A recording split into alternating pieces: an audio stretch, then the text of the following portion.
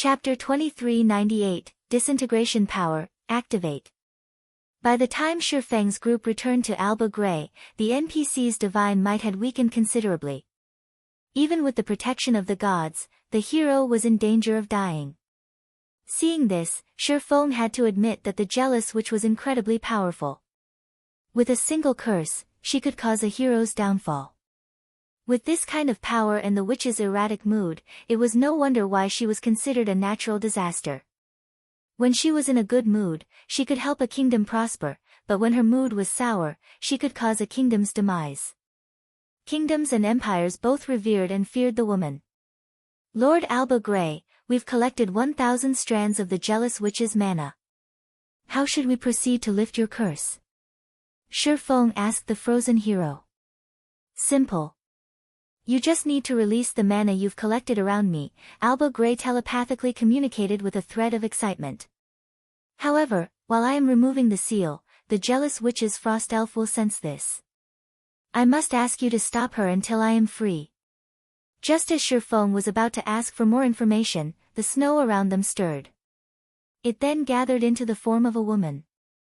The woman was nearly 2 meters tall and looked mostly human, but unlike humans, her body was made entirely of snow. Divine runes etched themselves in her frozen form, giving her a sacred aura. One couldn't help the urge to submit to her will as they stood in her presence. As if the ambient mana had discovered its master, it gathered around the woman. A higher magic elf? Everyone gasped when they saw the snow woman's statistics.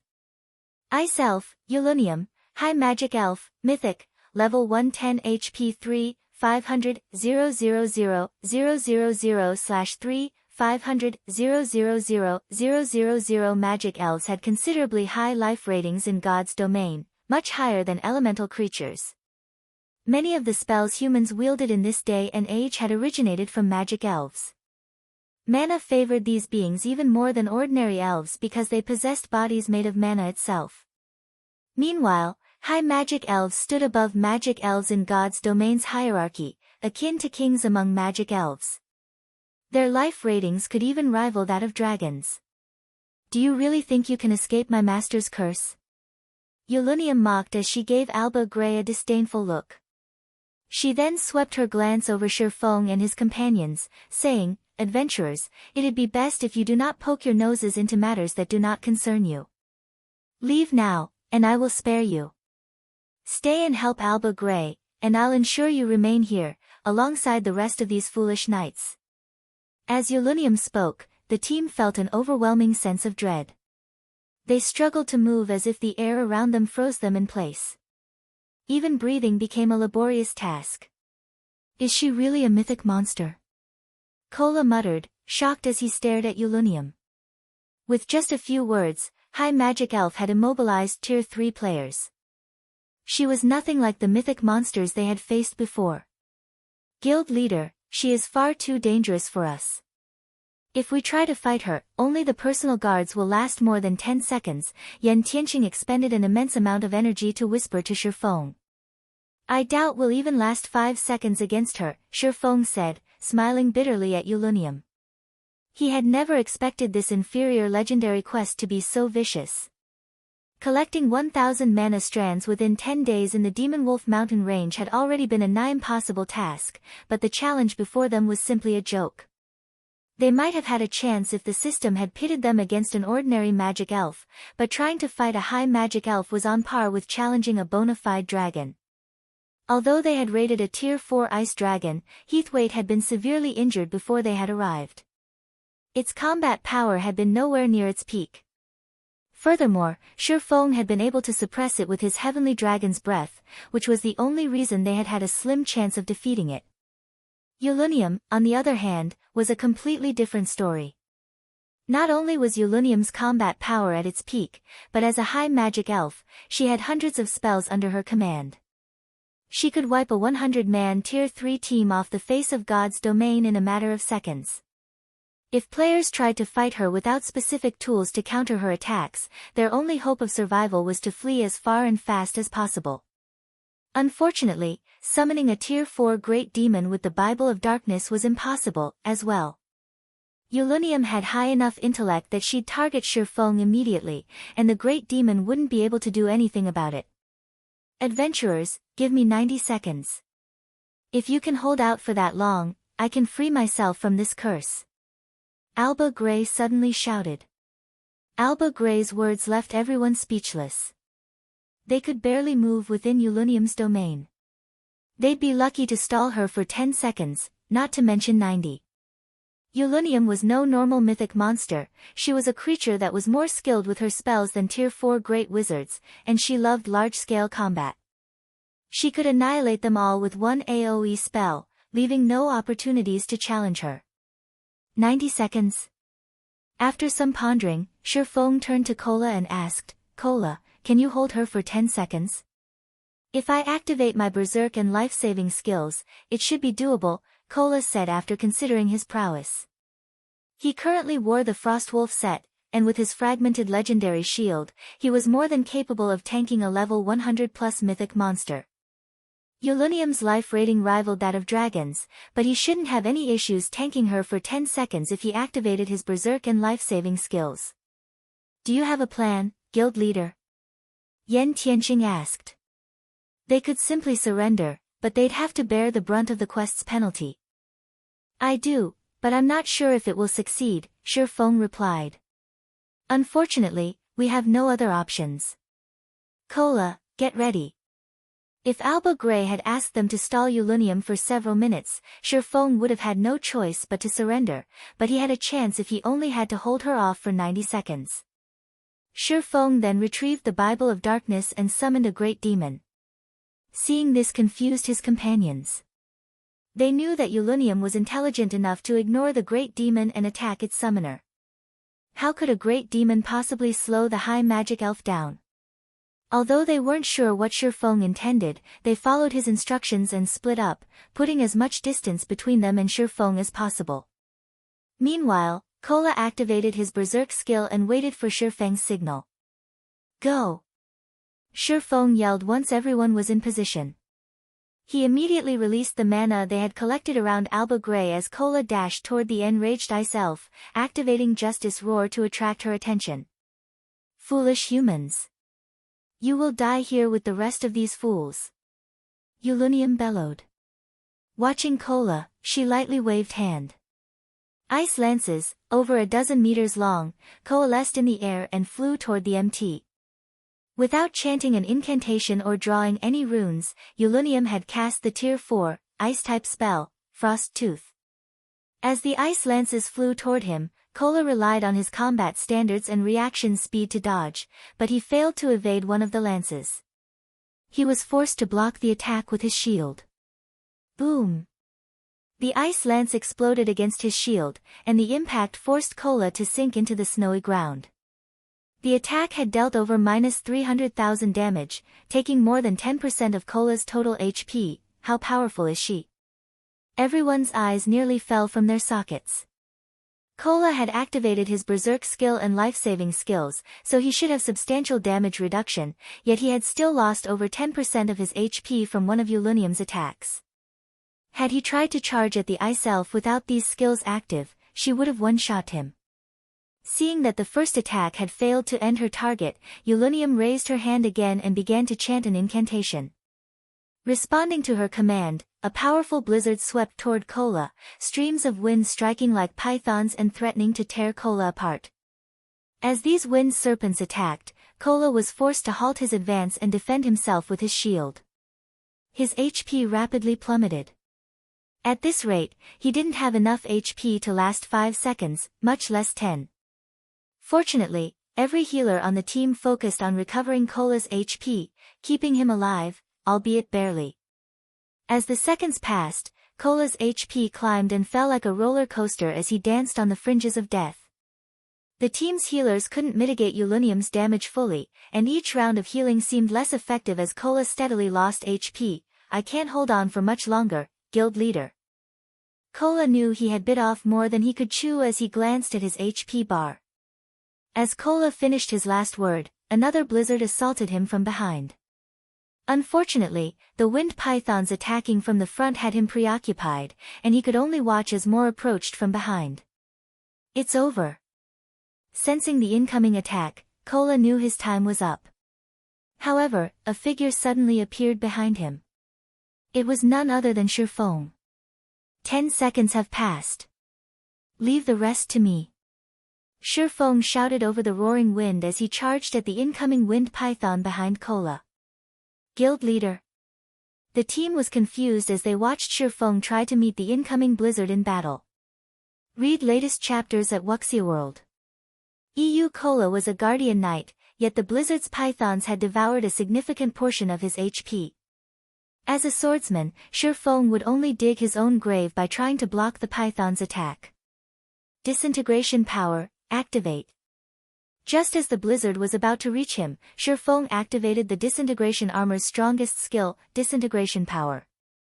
The intensity of Shifeng's aura immediately skyrocketed, and gray smoke drifted from his body, shattering space around him. As the blizzard's python reached him, Shifeng swung Killing Ray to counter its attack. Chapter 2399, Power of Tier 4. As he swung Killing Ray, the python of ice and wind stretched open its maw and threatened to devour Shifeng. When the sacred sword and the blizzard clashed, the results stupefied everyone watching. With a passing flash of light, the blade sliced apart the powerful, icy attack, dispersing the blizzard. He blocked it. What did the guild leader do? Kola, who desperately fought to hold his ground against the powerful blizzard attacking him, and Yan Tianqing and the rest, who watched from a distance, wondered if they were hallucinating. Yan Tianqing and the others could tell how powerful the wind pythons were based on Kola's struggle against Yulunium's attacks. If they tried to block one of the wind python's strikes, it'd be a miracle if they didn't die instantly, even with an active berserk skill. Kola had already activated his life-saving skill, which drastically reduced incoming damage. Without that, Yulunium's wind pythons would have long since ended his life. And yet, Shifeng had countered one of the wind pythons with a single strike. The outcome even surprised Shifeng. He hadn't expected his strike to be so powerful after using disintegration power to upgrade himself to a Tier 4 Sword Emperor. So, this is the true strength of a Sword Emperor. Shifeng thought as he relished the strength he had wielded with his counterattack. Shifeng had never been able to break past Tier 3 into Tier 4 during his previous life, so he had never felt the power a Tier 4 player commanded. He only knew that they were incredibly strong. But after taking a moment to adapt to his Tier 4 epic mana body, he, more or less, understood why so few Tier 3 players could stand against those at Tier 4, even when wielding a fragmented legendary weapon. The differences between Tier 3 and Tier 4 players weren't limited to basic attributes and physique. There was also a qualitative difference in the way their bodies conducted mana. With his improved mana body, Shifeng's mind was clearer than ever before, and his body constantly felt at the ready. This was evident through his counterattack. He had used the bronze combat technique, Lightning Flash, executing 17 attacks in a single strike. As he did, the 17 attacks had even devoured the space before them, which was a feat he definitely wasn't capable of without disintegration power active. With how clear his mind was, he knew that Tier 3 players had no hope against Tier 4 players, even if they managed to bridge the gap between their basic attributes and physiques. A Tier 4 mental state was on an entirely different level. During the brief moment Shifeng analyzed his Tier 4 state, Yulunium became enraged, having seen this swordsman shatter her attack, and the ambient mana began to rampage around her. The Ice Elf began to chant another incantation while she drew divine runes in the air with flying speed, stupefying Yi Luofei and the other magical class team members. Based on the number of runes Yulunium drew, she was clearly trying to cast a large-scale destruction spell, but normally, players needed a long time to complete such a spell. The High Magic Elf, on the other hand, drew several dozen lines of divine runes in 2 seconds. It was simply unbelievable. Before the watching team members could snap out of their dazes, a magic array covering a 200-yard radius appeared above the snowy battlefield. As it did, it sucked dry all ice-type mana in the area, concentrating it within the array's core. Insignificant humans, you will pay for your foolishness. Yulunium snarled after finishing her chant. She then raised a fine-boned finger and pointed it at Shifeng. Tier 4 large-scale destruction spell, Frost Shower.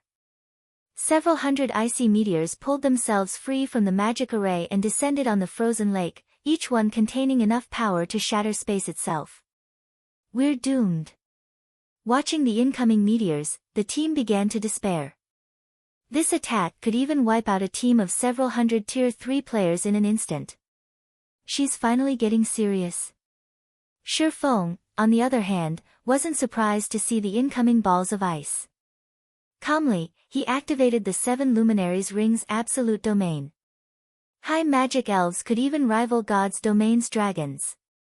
And how powerful, exactly, was a dragon? A dragon was the personification of a natural disaster.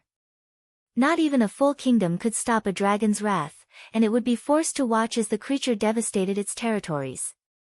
High magic elves might have a slightly lower life rating than dragons, but they had the combat power to rival the monstrosities due to their exceptional talent with wielding magic. High magic elves could effortlessly cast frighteningly powerful spells, which usually required a long casting time. An ordinary Tier 4 Great Wizard, for example, would need a dozen seconds to cast a Tier 4 large-scale destruction spell, but Yulunium only needed 2 seconds. As the hail of meteors bombarded the frozen lake, they transformed a 200-yard radius area into an icy hell. Fortunately, not even Tier 4 spells could break through Shifeng's absolute domain, and Shifeng and his companions within range of his skill emerged unharmed.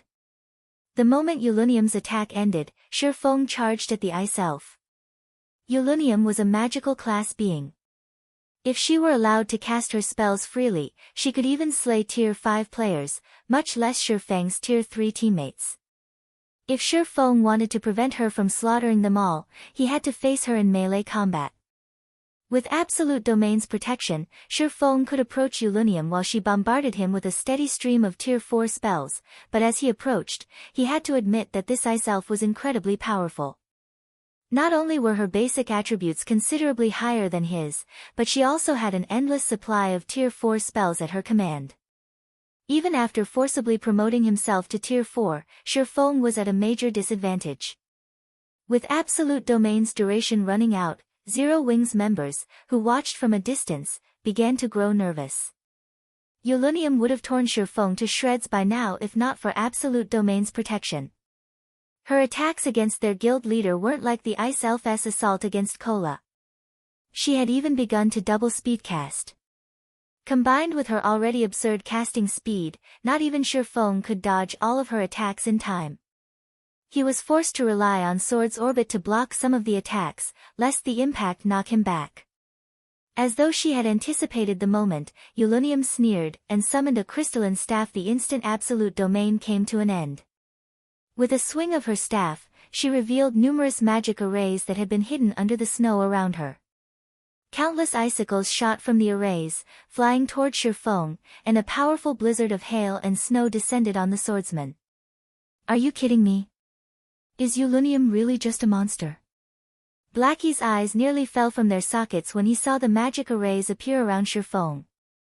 Not only had the ice elf set traps during the battle, but her traps had been so cleverly placed that not even Blackie, a cursemancer, had noticed them. This was the first time he had ever experienced such a thing in God's domain.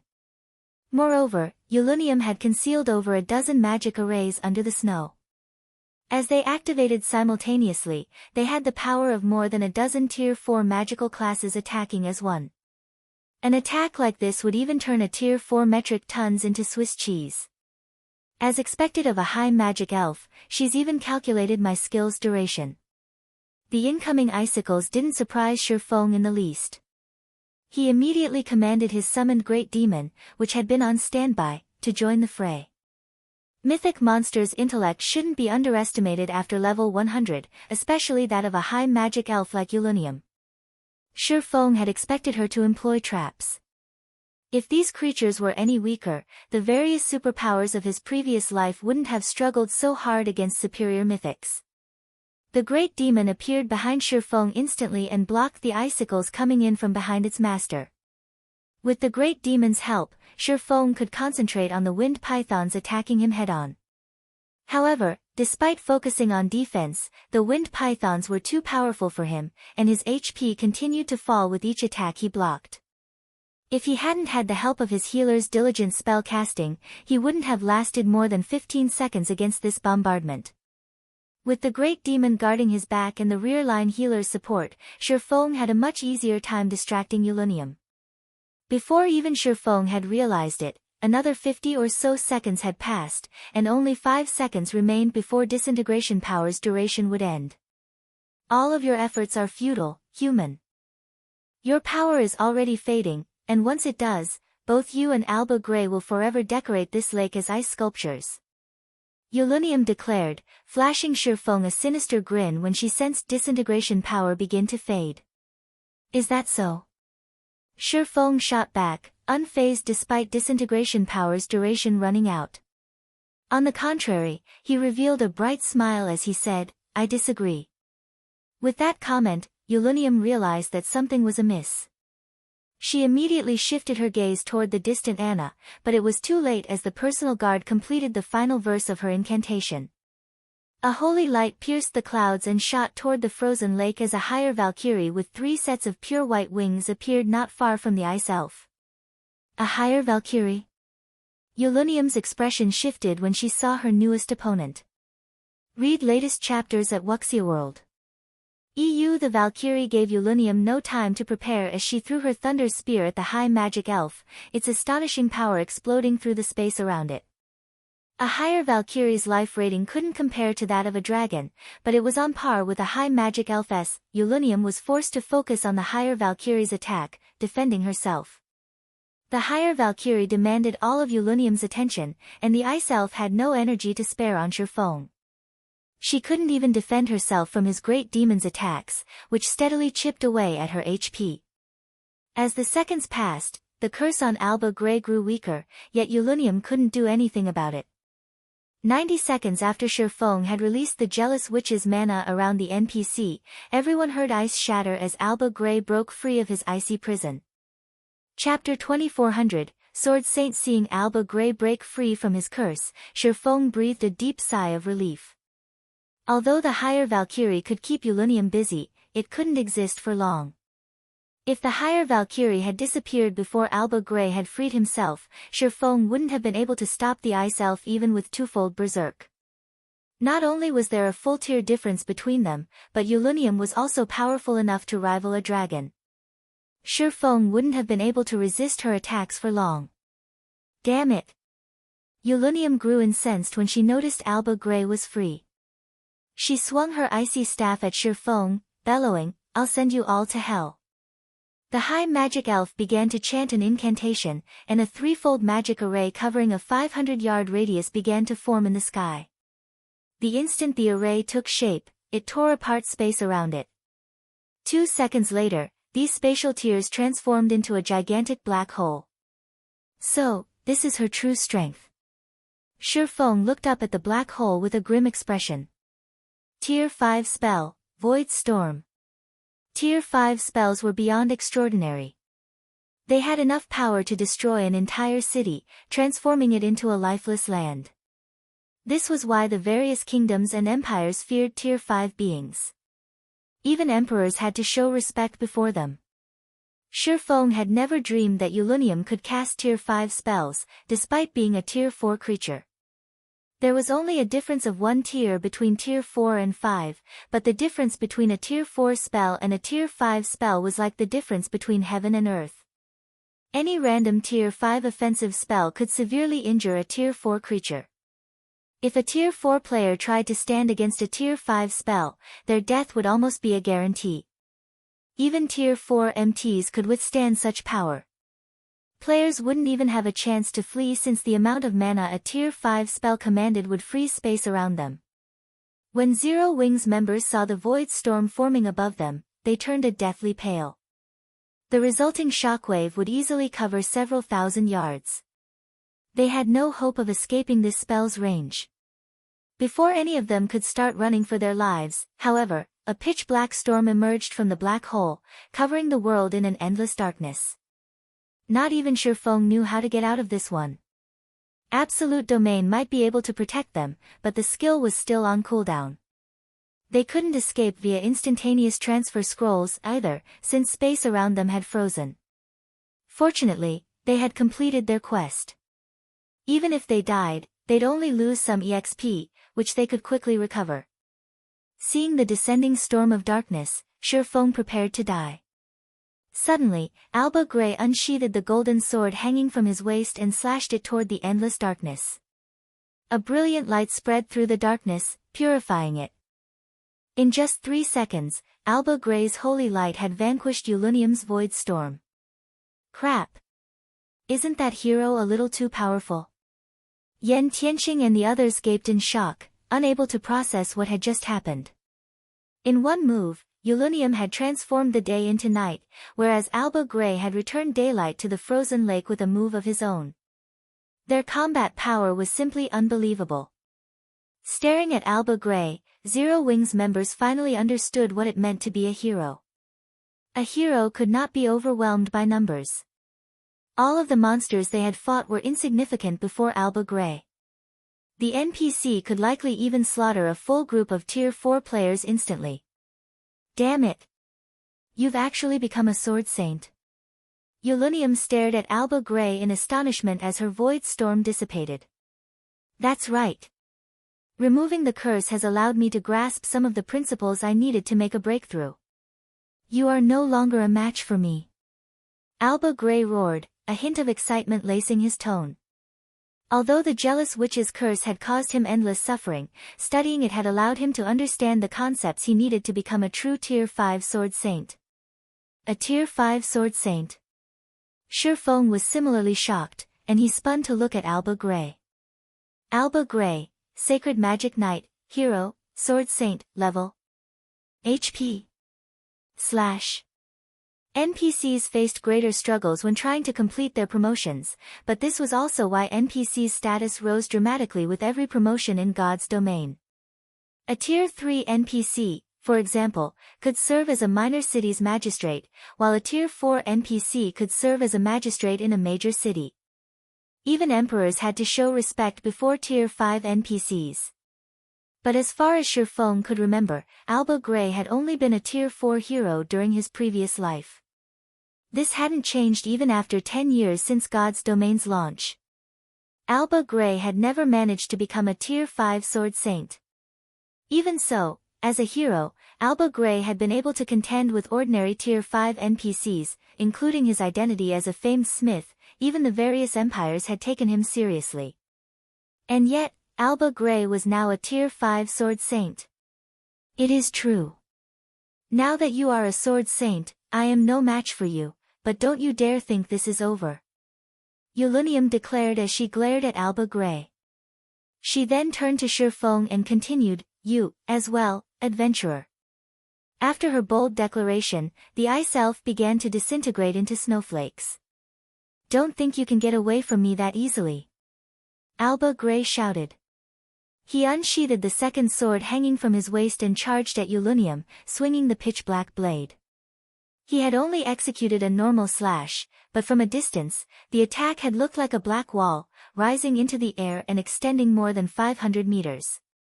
The pitch-black wall bisected the high magic elf, and Ulunium released a harrowing scream as a snow-white energy crystal fell from her body.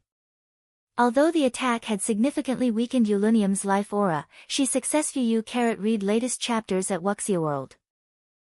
As the black wall faded from existence, only Alba Grey remained on the snow-covered lake. It seems she still managed to escape. Alba Grey frowned as he glared at the spatial tear before him. Shurfeng, who stood nearby, wasn't surprised in the least that the ice elf had gotten away. A mythic-ranked high magic elf was on par with a mythic-ranked world boss of the same level. In fact, she should be even stronger. She could cast Tier 5 spells, after all, which proved that she was only half a step away from becoming a Tier 5 being herself. Even a Tier 5 hero would face a long battle to kill her. With Ulunium's disappearance, Shurfeng heard the sound of a system notification. System, congratulations. You have completed the inferior legendary quest, last night. Quest completion rate, 93%. Quest rating, S rank. Chapter 2401, Alba Gray's reward and S rank rating. Shi Feng was astonished when he saw the outcome of his quest. He'd thought that he had barely passed with a C rank rating. His team had spent 9 days collecting the 1000 mana strands. He had never dreamed that he would earn an S rank rating after taking so long. Receiving an S rank rating for high-ranked quests with completion rate indicators was incredibly difficult in God's domain. The quests themselves were typically challenging, and players had to complete the quest to near perfection to achieve such a high result.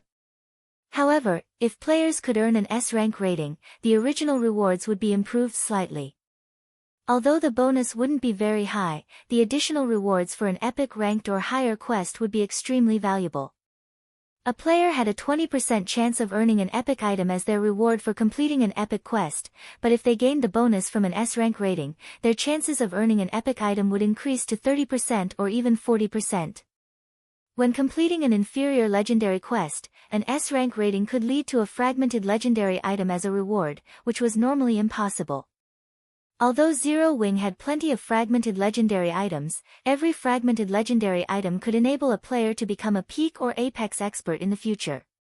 Thus, every fragmented legendary item was a welcome addition. After the system had notified Shi Feng of his results, Alba Gray approached him. "Fellow adventurers, thank you for saving me from that curse. I owe you all a big favor. Although my night division is no more, I will do my best to assist you with one matter," Alba Gray gratefully offered, showing none of the arrogance Tier 5 powerhouses usually possessed. System, you have obtained Alba Gray's trust. Alba Gray's favorability of you has increased by 80 points. You have obtained Alba Gray's communication crystal.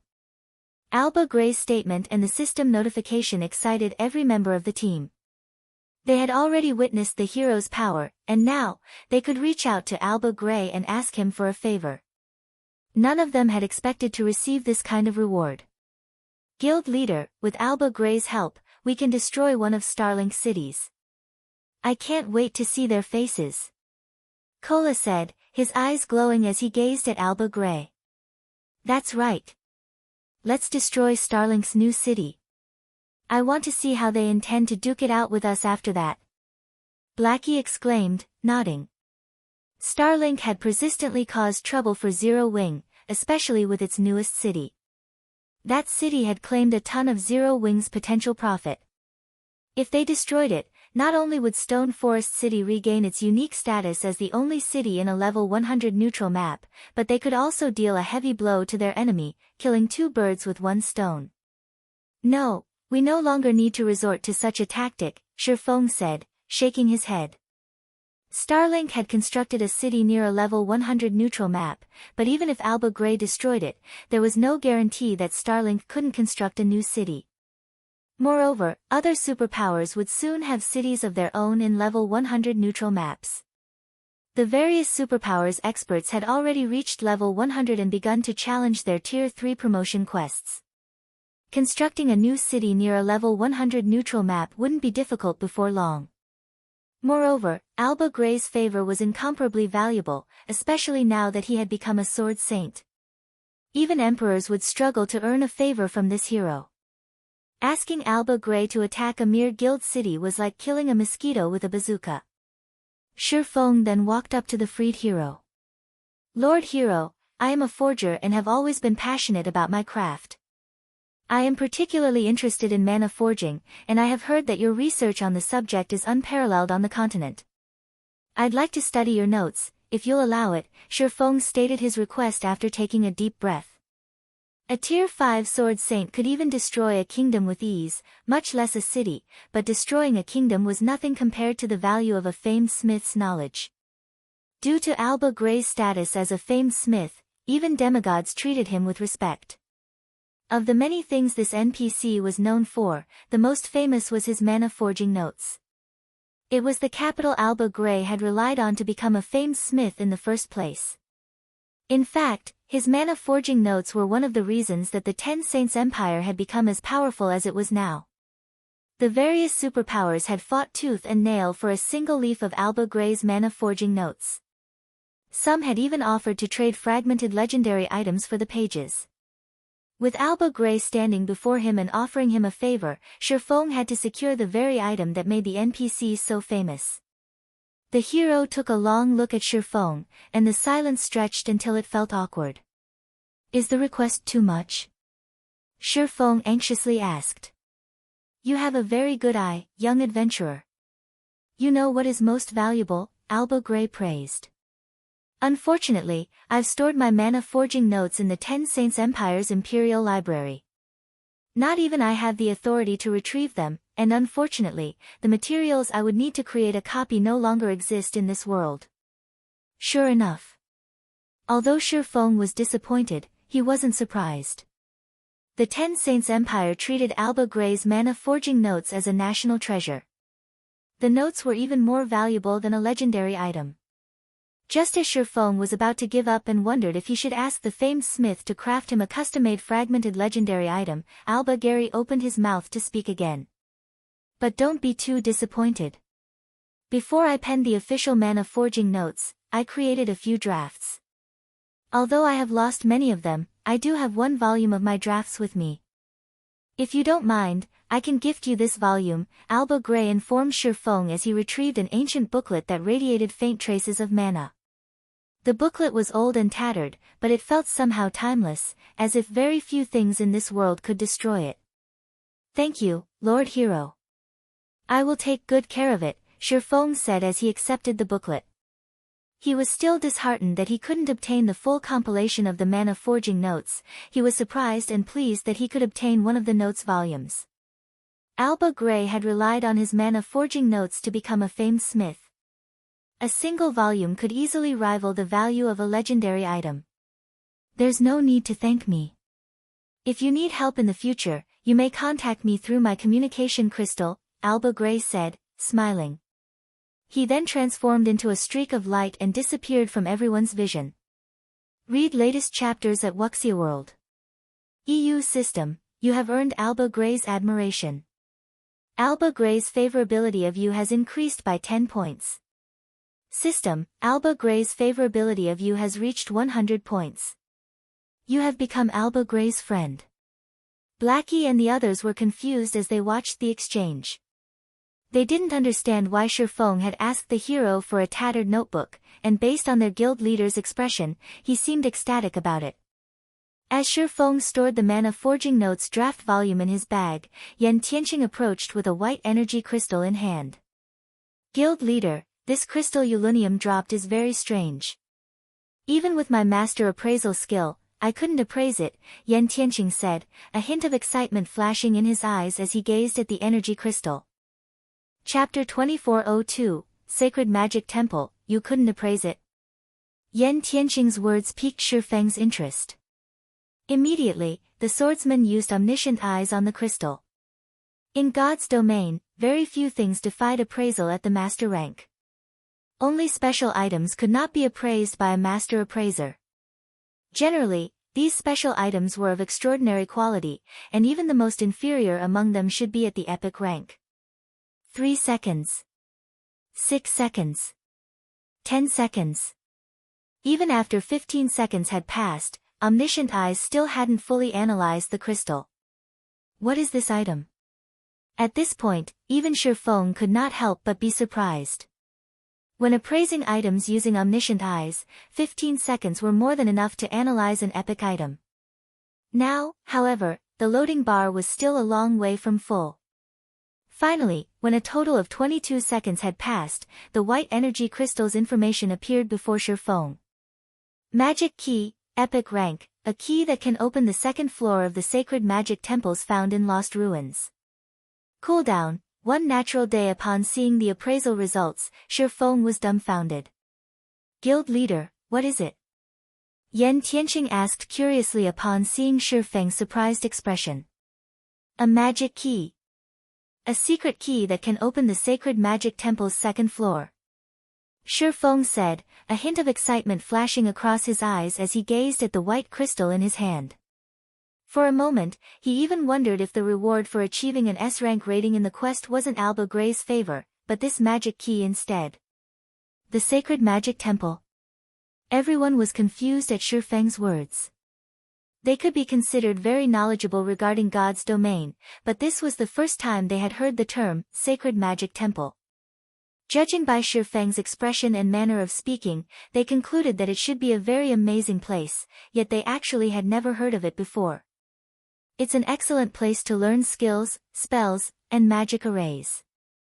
The learning efficiency in the sacred magic temple is at least double that in the outside world, Shifeng explained excitedly. The sacred magic temple was a relic of ancient times, which normally only appeared in ancient ruins or lost towns. The location of the magic gate Shifeng was aiming for this time was one of these ancient ruins. This ancient ruin housed not only a magic gate that led to the western continent but also a sacred magic temple. This sacred magic temple was another reason why the various superpowers had grown extremely envious of the dark power that ruled over the Demon Wolf mountain range in his previous life. While inside the sacred magic temple, players could freely learn the information stored there so long they had access. The information contained within the sacred magic temple was generally related to skills, spells, and magic arrays used during ancient times. While this information was outdated, it was of great help to players. Since these skills, spells, and magic arrays were the original forms of present versions, studying them would allow players to improve their control over current skills, spells, and magic arrays significantly. Hence, the sacred magic temple was a place many players sought to visit. Meanwhile, every sacred magic temple had a total of 3 floors, with the quality and quantity of information stored within each subsequent floor superior to the previous one. However, seals restricted access to the upper floors. Decoding these seals was beyond even a grandmaster magician. To enter these restricted floors, one needed to have the corresponding key to do so. Shifeng never thought that Yulunium would actually drop such a treasure. This was simply unbelievable. Guild leader, can we learn tier 3 spells from the sacred magic temple? Blackie asked eagerly when he heard Shifeng's words. Tier 3 skills and spells were exceedingly rare. Despite grinding in the Demon Wolf mountain range for so many days, they had yet to come across even one tier 3 skill book or spell book. The tier 3 skills and spells they possessed thus far were obtained through legacy skill points. If they wished to learn more, they would have to find other ways to do so. If he could freely learn as many tier 3 spells as possible, then his strength would definitely skyrocket. Learning tier 3 spells. Dream on, Shifeng retorted, rolling his eyes at Blackie. If it were possible to learn tier 3 skills and spells from the sacred magic temple, there wouldn't have been so many tier 3 players in the past that had failed to learn all of the standard tier 3 skills and spells for their class. Having identified the magic key, Shifeng had everyone search for the remains of the magic gate. At this point, everyone was mostly of the same level as the monsters roaming the Demon Wolf mountain range's outer area, so scouring it became a lot easier. After spending just half a day exploring, they located a hidden cave below the frozen lake. After bypassing a magic trap, the team arrived before a ruin that had been abandoned ages ago. Sure enough, this place matches the information. When Shifeng saw the tightly shut silver gate and the 3-story sacred magic temple, he inwardly breathed out a sigh of relief. Due to his reincarnation, the development of the current god's domain had greatly deviated from his previous life's version. Hence, he hadn't been confident that the Demon Wolf mountain range's magic gate still existed in this life. Guild leader, quick, look. It's the magic gate. Blackie exclaimed in excitement, pointing at the silver gate. With this, our guild will also be able to travel between the 2 main continents. Blackie had never imagined that they would actually find a magic gate leading to the western continent. Moreover, even if he wasn't an expert in magic arrays, he could tell by the looks of the gate's shape and the magic arrays engraved on it that the gate was not a one-time use tool but one that allowed players to freely travel between the 2 main continents. Now that Zero Wing had access to the resources of both continents, there was no doubt that the guild would develop into a superpower. It seems the gate has been preserved quite well. The restrictions aren't that significant, Shifeng said calmly as he inspected the silver gate. In its current state, the magic gate before him could be used only once a week, and each use allowed up to 10 players to be teleported, with each person costing 2,000 magic crystals. Shi Feng was relatively satisfied with this outcome. It was much better than some of the other magic gates he knew of that teleported only 3 to 5 people at a time. The only troublesome aspect about the gate before him was its long cooldown. However, now that he had activated the gate, he just needed to wait a few more days to travel to the western continent and start raking in a ton of resources and credits. After inspecting the magic gate, he shifted his sights to the sacred magic temple. During his previous life, despite having access only to the sacred magic temple's first floor, he had reaped a significant harvest, especially regarding his mana control and skill completion rate. Read latest chapters at Wuxia World. As for the sacred magic temple's second floor, all he had was hearsay. He had never personally visited it before. As for the third floor, he had never even heard of anyone reaching it, much less information about it. While everyone else was perusing the information available on the sacred magic temple's first floor, Shi Feng went to access the second floor. He took out the magic key and started chanting the incantation. The activation chant was very short, and he completed it in 4 seconds. Suddenly, he felt the mana around him roil. Immediately afterward, he received a system notification. System, do you wish to enter the sacred magic temple's second floor? Chapter 2403, Reaching the Realm of Masters. Looking at the system notification, Shi Feng immediately chose to enter the sacred magic temple's second floor. Immediately, a threefold magic array appeared beneath Shi Feng's feet, and his body instantly turned into a streak of light that shot through the corridor heavily studded with magic arrays. When Shi Feng opened his eyes again, he was standing inside a majestic hall. The hall looked grand and dazzling, with 12 statues of gods supporting its ceiling. As if they were alive, these statues radiated a boundless life aura as well as a faint trace of divine might that felt as if a boulder was weighing down on Shi Feng. What a powerful divine might! If a Tier 2 player were to come here, they wouldn't even be able to move. Shi Feng was astonished as he looked at the statues inside the hall. Just walking was already extremely taxing for him. A Tier 2 player would most likely collapse as soon as they arrived in the hall. Subjected to the divine might here, he could feel his concentration getting depleted. Players wouldn't be able to remain in this place for long periods. Just as Shi Feng was wondering why there was such a setup in the sacred magic temple's second floor, the walls around him started parting, revealing a total of 3 corridors. Every one of these corridors led toward a separate hall filled with various scrolls. At the center of each of these separate halls was a tome made entirely out of gold. Magic array designs. Shi Feng's breathing accelerated when he saw the golden tomes. These magic array designs weren't just any ordinary designs but advanced magic array designs, something rarely found even in the various kingdoms and empires of God's domain. It should be known that even the Divine Beast's Descent magic array, one of Zero Wing's current trump cards, was only an intermediate magic array. An advanced magic array would be a treasure that could protect the guild from imminent peril. Meanwhile, based on the mana the golden tomes radiated, Shi Feng was certain that they were advanced magic array designs. However, due to his distance from the tomes, he couldn't tell what kind of advanced magic array the designs were. For the moment Shi Feng started toward one of the 3 corridors, 9 magic arrays suddenly appeared in each of them. A test? After seeing these magic arrays, Shi Feng more or less understood how the sacred magic temple's second floor operated. Of the 9 magic arrays that had appeared in each corridor, each one was stronger than the one before. Moreover, the magic arrays in each corridor differed in strength. The first magic array set up in the easiest corridor was an intermediate magic array, while the more difficult corridor had an advanced magic array, and the most difficult corridor had a master magic array. Players were most likely required to decode these magic arrays in order to reach the hall at the end of each corridor. However, since just being in the hall sapped a player's concentration, Shi Feng estimated that he could remain here for only 6 or 7 hours, and this was because he possessed an advanced bloodline.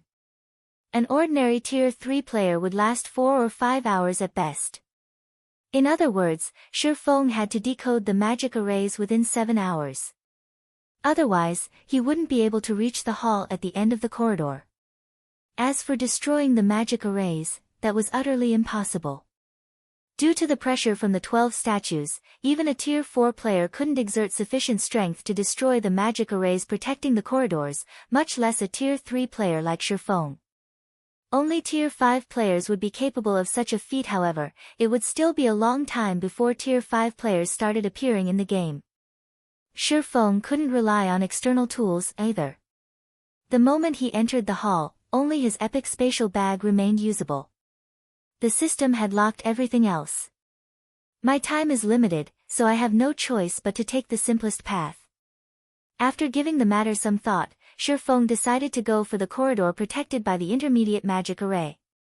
However, despite the easiest corridor starting with only an intermediate magic array, the first magic array itself was by no means simple. It definitely ranked above average among intermediate magic arrays. Even an ordinary intermediate magician would need a lot of time to decode it. However, for Shifeng, who was only half a step from becoming a master magician, decoding it was a simple task. In the end, he spent only 2 minutes on the second magic array, was at least 20% more complex than the first. Shifeng spent 3 minutes on it. The third magic array was similarly an intermediate magic array, but it ranked at the top among intermediate magic arrays. Shifeng required nearly 5 minutes to decode it. Upon reaching the fourth magic array, he could not help but frown. The fourth is already an advanced magic array? Shifeng was startled as he studied the advanced magic array. Although the advanced magic array before him was a very simple one, even the simplest of advanced magic arrays was a lot more complex than the strongest intermediate magic array. Meanwhile, if the fourth magic array in his path was already an advanced magic array, he did not dare imagine what kind of magic array awaited him further on. However, despite his thoughts, Shifeng did not stop decoding the magic array and succeeded 12 minutes later. Fortunately, the fifth magic array was not as difficult as he imagined it would be. It was still an ordinary advanced magic array, only slightly more complex. He spent 15 minutes decoding this magic array. The sixth magic array reached the standard of mid-level advanced magic arrays, requiring nearly 20 minutes to decode it. The seventh magic array was an upper-level advanced magic array. At this standard, a newly minted advanced magician would need 1 or 2 hours to decode it. Shifeng, though, spent only 30 minutes. The difficulty increased to the peak-level standard by the eighth magic array. Shifeng found this advanced magic array a little tricky. However, after struggling for an hour, he still managed to decode it. A master magic array. When Shifeng arrived before the ninth magic array and sensed the concentration of mana within it, he felt the urge to curse out loud. There was a qualitative difference between master magic arrays and advanced magic arrays. Not only was a master magic array far more complex, but decoding it also required multitasking. Specifically, one would have to control multiple streams of mana simultaneously. Players needed to have extraordinary control over mana to accomplish this feat. However, as only one magic array remained between him and the hall, Shifeng still decided to give decoding the master magic array a try. The master magic array before him was very basic. Hence, it was not entirely impossible for a half-step master magician like Shifeng to challenge it. He merely needed to control 3 separate flows of mana simultaneously. The difficult part was that he had to control each mana flow at a different speed in order to decode the magic array's 3 sections simultaneously. If he failed to do so, then the decoding process would miscarry. After taking a deep breath, Shifeng started carefully controlling the mana flow of the 3 sections, making sure that the output was neither too strong nor too weak. This level of mana control was definitely beyond Tier 2 players. On his first attempt, the decoding process failed because the output for 2 sections was too high. His second attempt went awry, as he had lowered the output for the 2 aforementioned sections by too much. The difficulty of adjusting the output to a suitable level was many times greater than trying to thread a needle. However, after repeated attempts, Shifeng started to grasp the appropriate way of manipulating the master magic array's mana. The method was similar to how he controlled the mana inside his mana body. In fact, As he tried to decode the Master Magic Array, he also learned to exert greater control over the mana flow inside his mana body, thereby increasing the efficiency of his mana usage, following which, time passed by rapidly. Shi Feng's spirit weakened. Contrary to expectations, however, his focus did not falter in the slightest but grew increasingly more acute. His brain activity also continuously increased. He even forgot how to control his own body, his mind treating the mana inside the Master Magic Array as his own limbs instead. Read latest chapters at Wuxia World. EU. In the next moment, 3 streams of mana flowed across the Master Magic Array at 3 different speeds.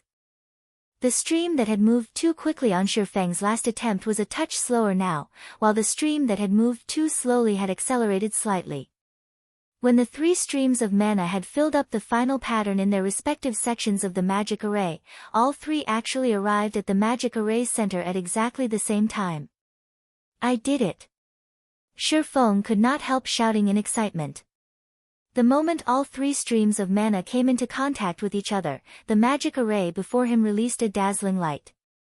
A moment later, the sound of a system notification entered Shi Feng's ears. System, congratulations! You have become a Master Magician. Chapter 2404, Frightening Treasury System. You have become a Master Magician.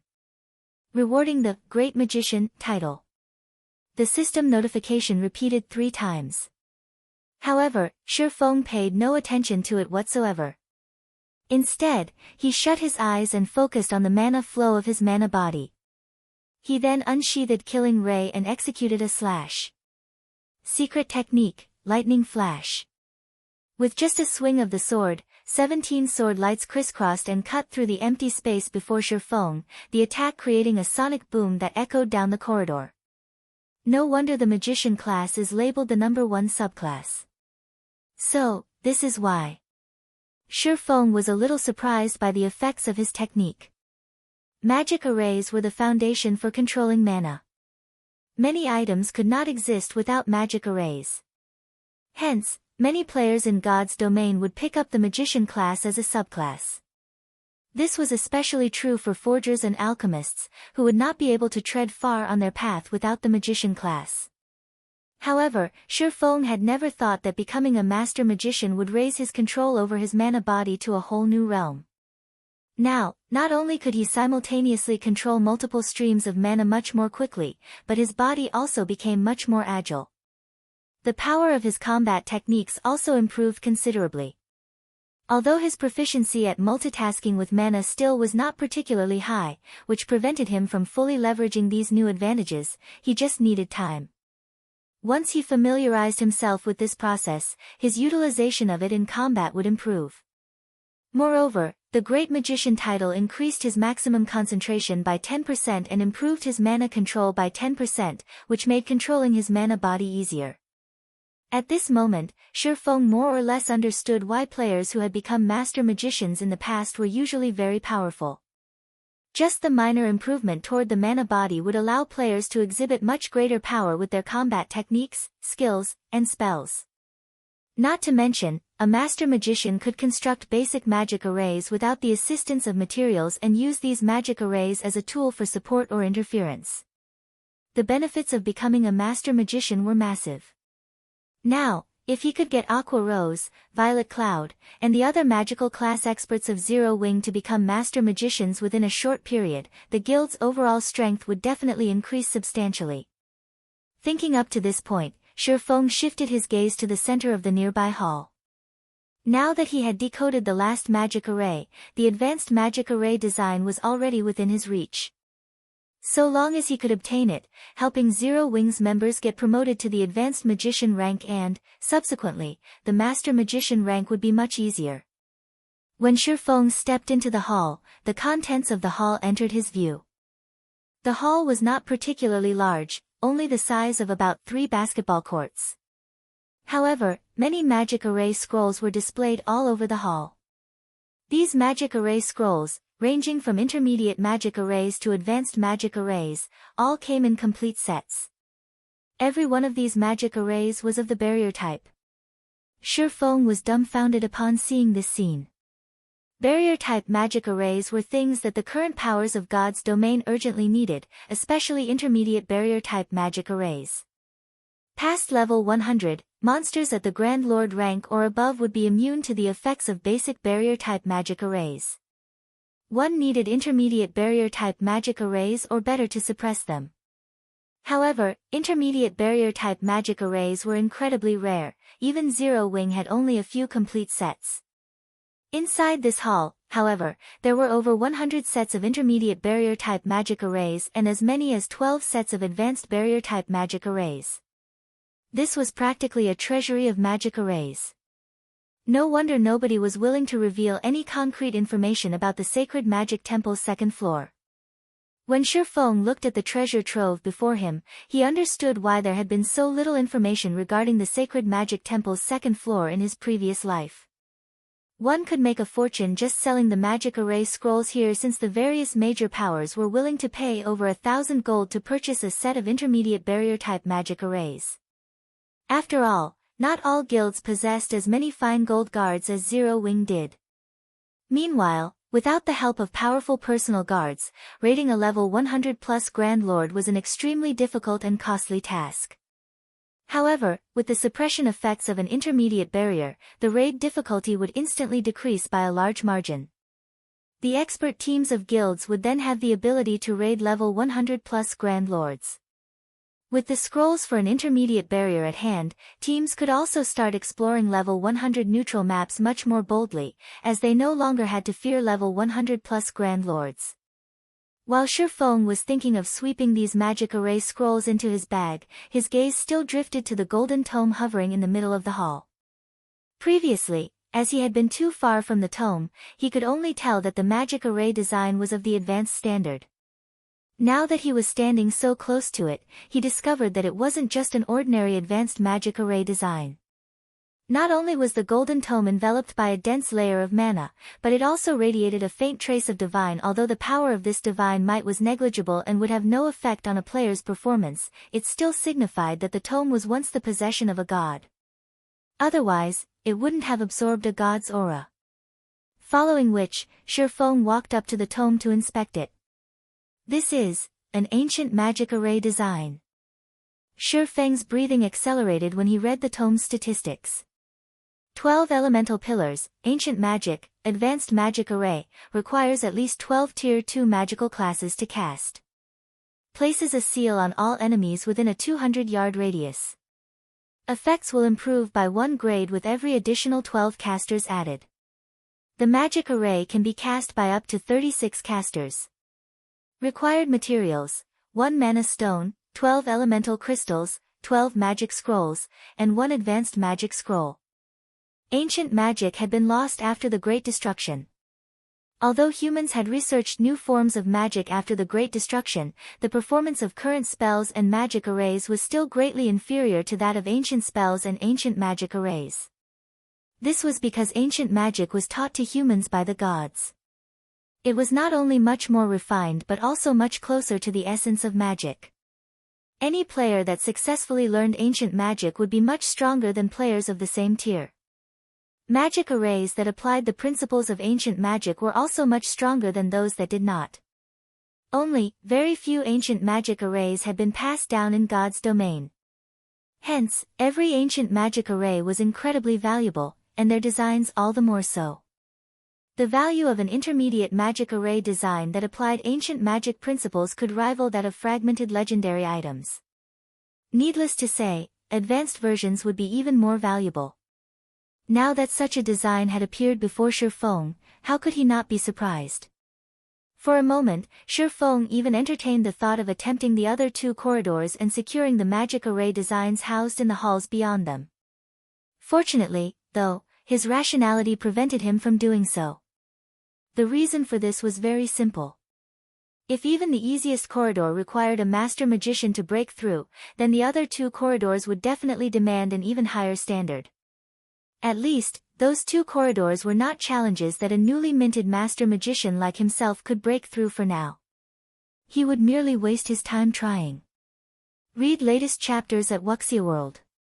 The materials needed for the 12 elemental pillars are relatively easy to procure.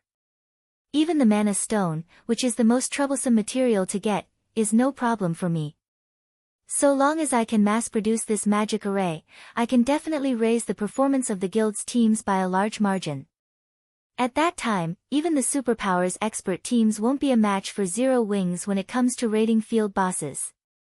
Shurfong grew excited as he looked at the design in his hands. In his opinion, even the combined value of 10 fragmented legendary items could not match the value of the 12 elemental pillars design. Guild leader, we're done setting up a teleportation point here. All we need to do is set up a teleportation device in the Ten Saints Empire, and we can teleport here anytime we want, Blackie reported excitedly after contacting Shurfong. Alright. Have everyone get ready. It's time we headed home, Shurfong said, nodding, and started collecting all of the magic array scrolls inside the hall. In less than 10 minutes, he had cleared out the entire hall. He then returned to White River City together with Blackie and the others.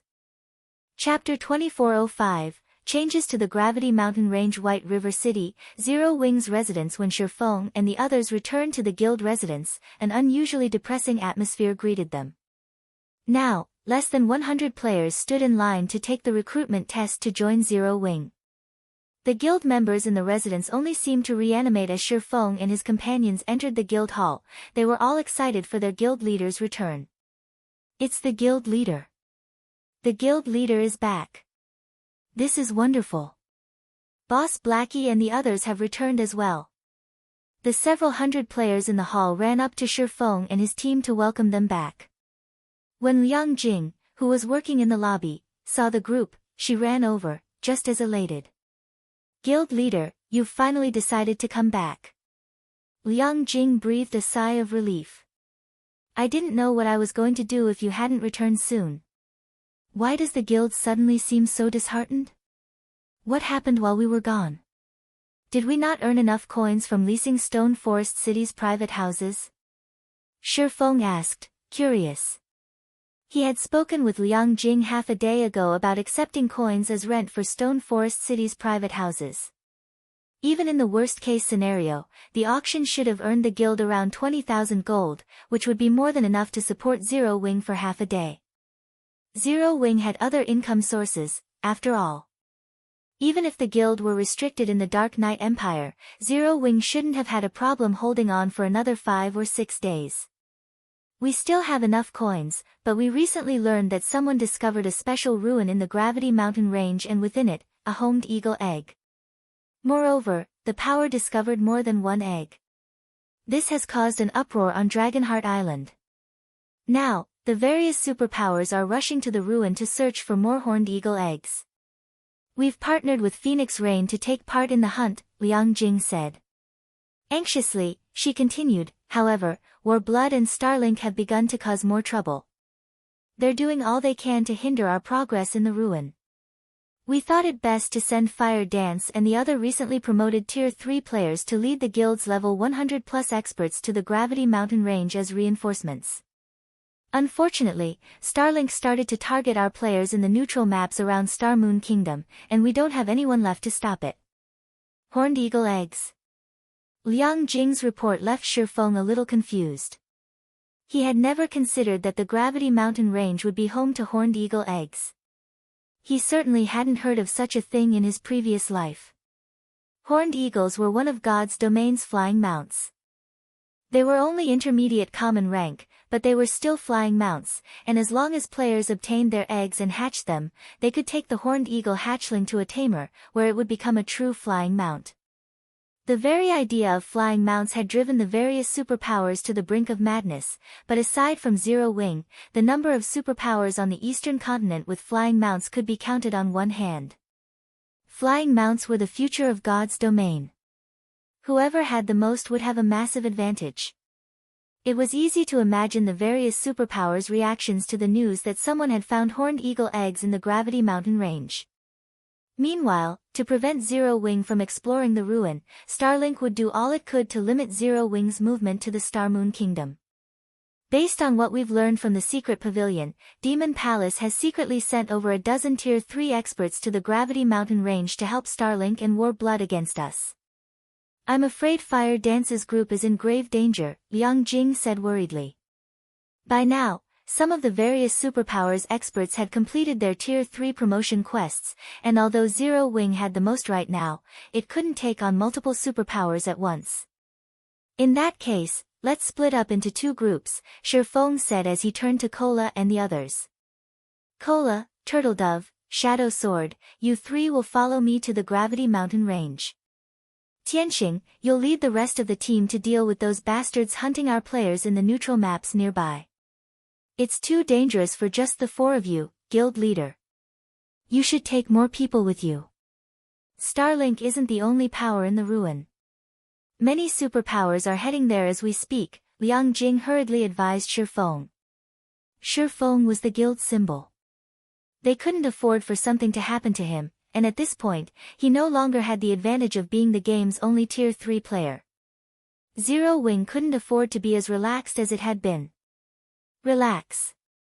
No player should even dream of getting near the guild leader with the three of us around. Kola declared, grinning as he patted his chest. But, Liang Jing gave Kola and the other two a worried look. Times had changed. Kola and his team had been busy on a quest, so they had no idea how much God's domain had changed while they've been gone. Rest assured, Big Sis Jing. We've grown a lot stronger, Shadow Sword said, nodding his agreement with Kola's statement. They had not just been wasting time in the Demon Wolf Mountain Range. They might not be a match for a monster like Ulunium, but they were definitely strong enough to deal with new Tier 3 players. Alright, enough chatting. Everyone, let's get to work, Shifeng said. He could not help but shake his head and chuckle at Kola and Shadow Sword's confidence. He then turned back to Liang Jing, saying, I need you to purchase elemental crystals and magic cores in bulk. I have an important use for them. If you don't have enough money, sell these intermediate magic array scrolls. I'm sure they'll fetch a high price. As he spoke, Shifeng retrieved the 100+ sets of intermediate magic array scrolls he had obtained from the sacred magic temple and handed them to Liang Jing.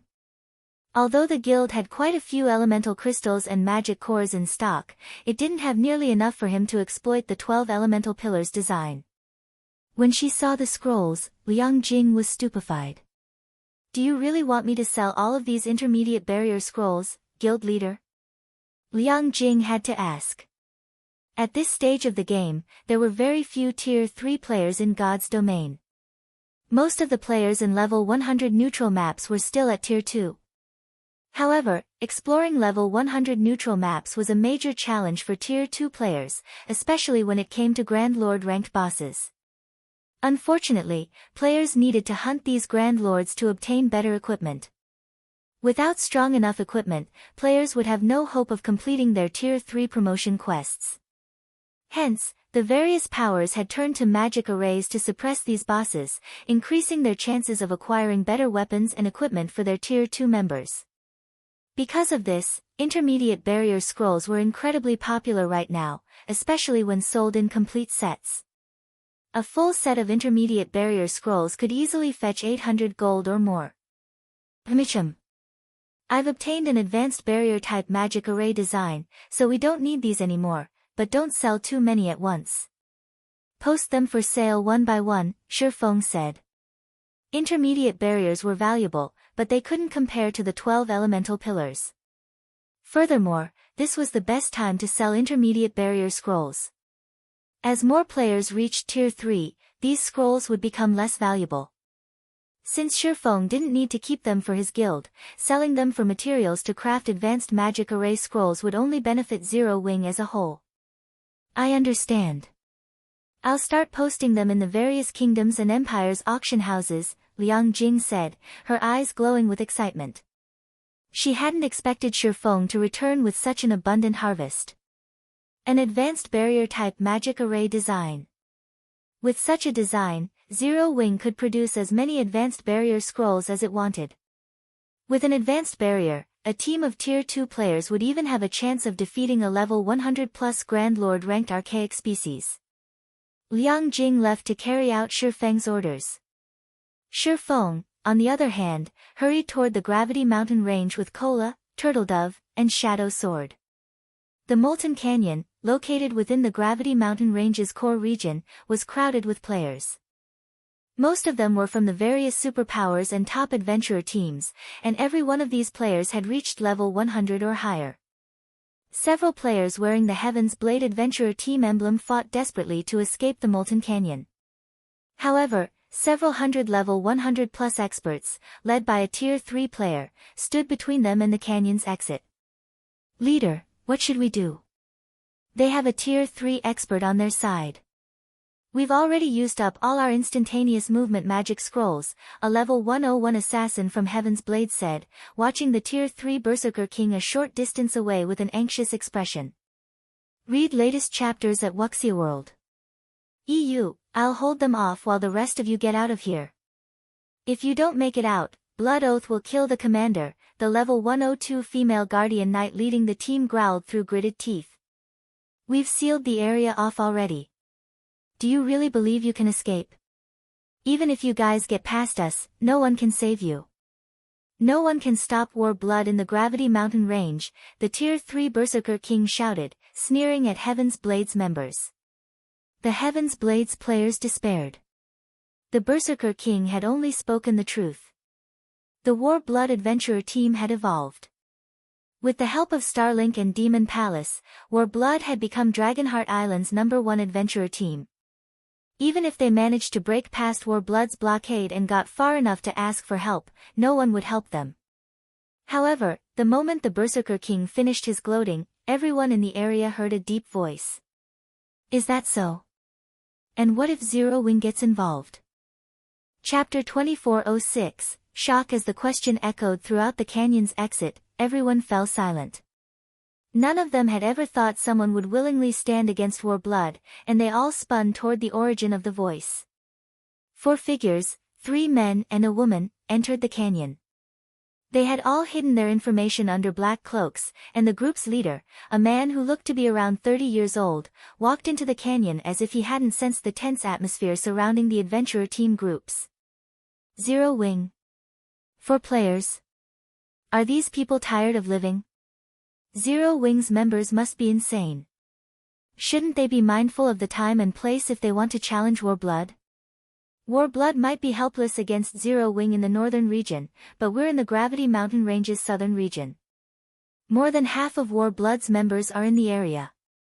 Players from various major powers were watching the situation at the canyon's exit, and they were surprised and confused as they watched 4 Zero Wing members interfere in the fight between War Blood and Heaven's Blade. War Blood's members might have been afraid of the declaration if this were taking place in the Gravity Mountain Range's northern region. However, in the Molten Canyon, even the various superpowers had to consider their options carefully before provoking War Blood. War Blood was the official #1 adventurer team on Dragonheart Island, after all. Even if Zero Wing's members were hellbent to poke their nose into the matter between War Blood and Heaven's Blade, they should at least compare the two sides' numbers. A total of 600 War Blood members blocked the canyon's exit, and every one of them was level 100 or higher. In contrast, Zero Wing had only sent 4 players to interfere. Zero Wing's audacity even rendered Heaven's Blade's members speechless, not to mention the spectators from the various major powers. Everyone thought Zero Wing was playing with fire. Although they were grateful that Zero Wing's members had stepped in, those 4 players really should have considered how outmatched they were before they had interrupted. You Zero Wing players sure are bold. You dare spout such nonsense before our team leader, Remnant? You must be tired of living, a level 102, Tier 2 Ranger mocked, sneering at Shifeng's group.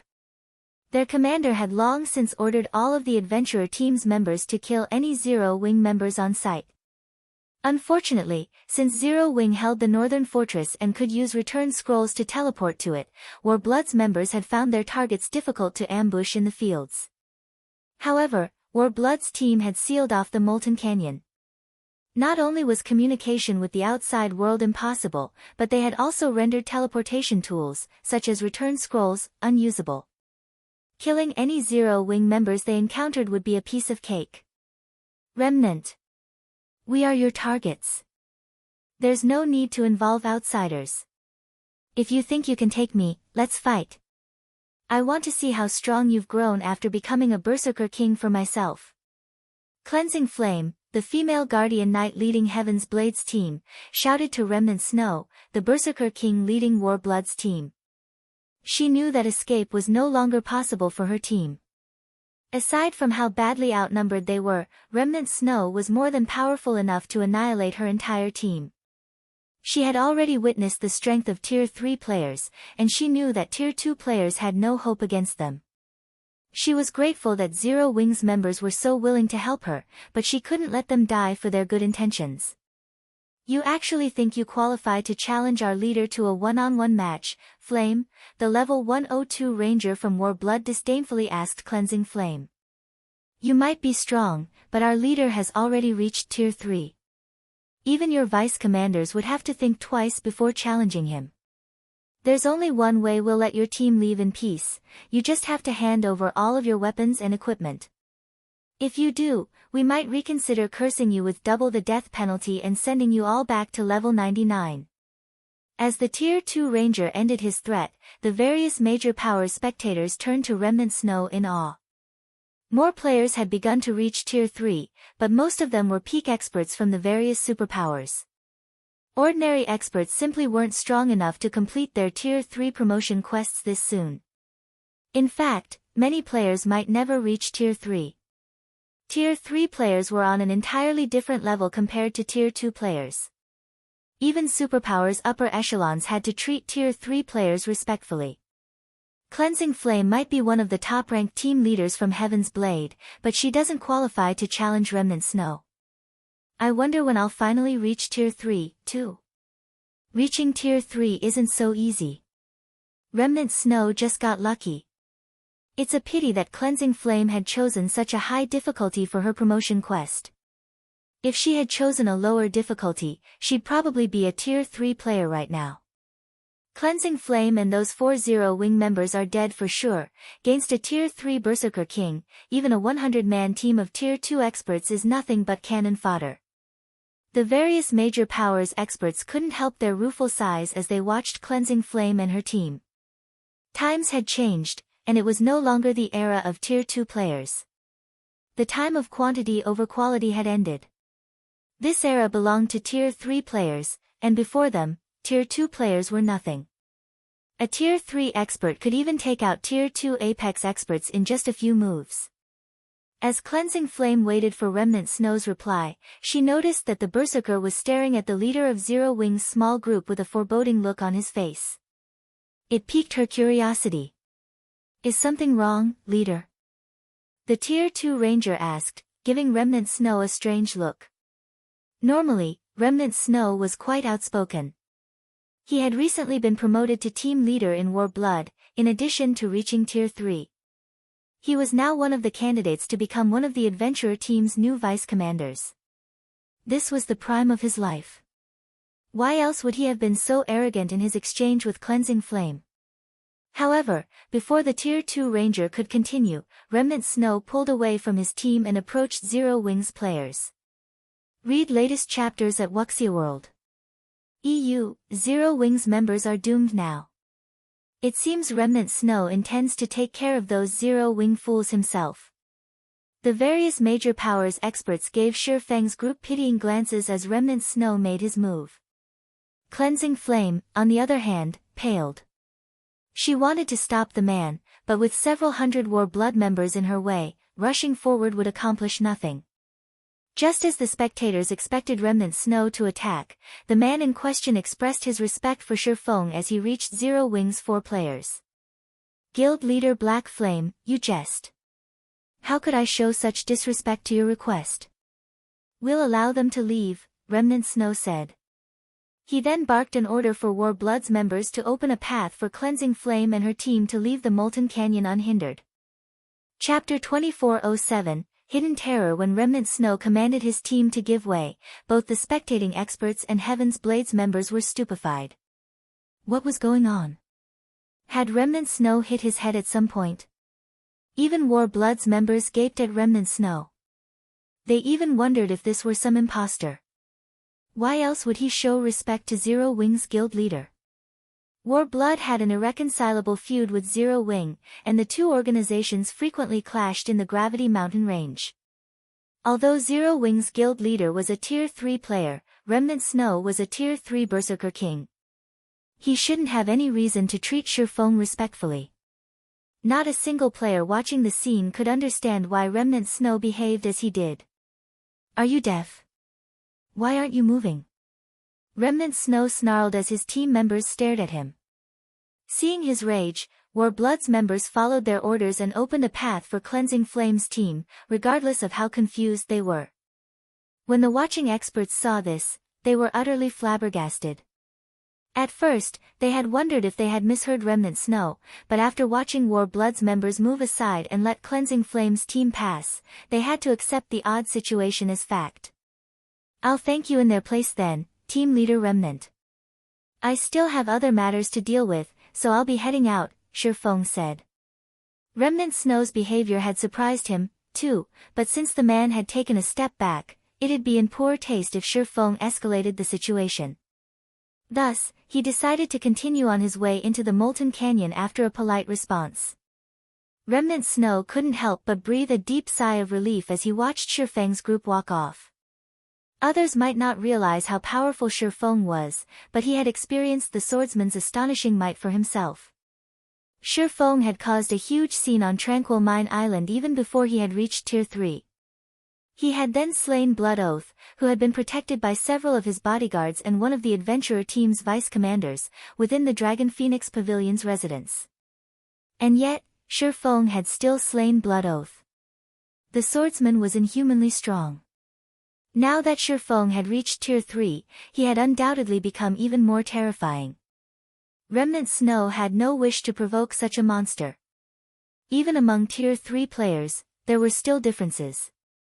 Reaching Tier 3 did not grant invincibility. Are we really letting them go, leader?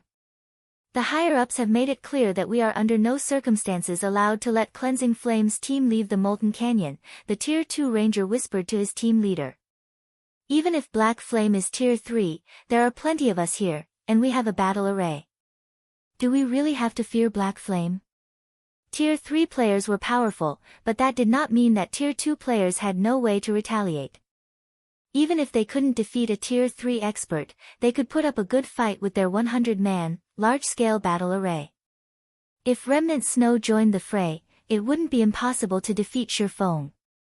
Yet, Remnant Snow had ordered them to allow Cleansing Flame's team to leave without a fight. Warblood's upper echelons definitely wouldn't tolerate this insubordination. That is true. I am confident that I could hold my ground against Black Flame with the help of a battle array, but do you truly believe that he's only a Tier 3 player? Remnant Snow said as he rolled his eyes at his vice-team leader. Didn't you see the 3 players behind him? Even if they are all Tier 3 players, we can buy enough time for our other Tier 3 experts and Starlink's Tier 3 experts to arrive. Winning that battle isn't necessarily impossible, the ranger insisted. Although Tier 3 players were still rare at this stage, Warblood and Starlink had a few. Surrendering without a fight would tarnish Warblood's reputation. So what if they make it here? Remnant Snow shot back, chuckling. You're aware that I learned a special skill after I completed my Tier 3 promotion, right? With this skill, I can see through Black Cloak's concealment effects. Do you know what those players' levels and equipment standards are? How strong could they possibly be? Are they level 105 players in level 100 Dark Gold set equipment? The Tier 2 ranger offhandedly mocked the notion. He knew about Remnant Snow's identification skill. That skill was the reason Warblood had ordered the Berserker King to guard the Molten Canyon's exit in the first place. With him running the show, Heaven's Blade's members wouldn't be able to sneak out of the Molten Canyon with black cloaks. At this point, Tier 3 experts' equipment standards weren't much higher than Tier 2 players. Most Tier 3 experts were still wearing level 100 epic equipment.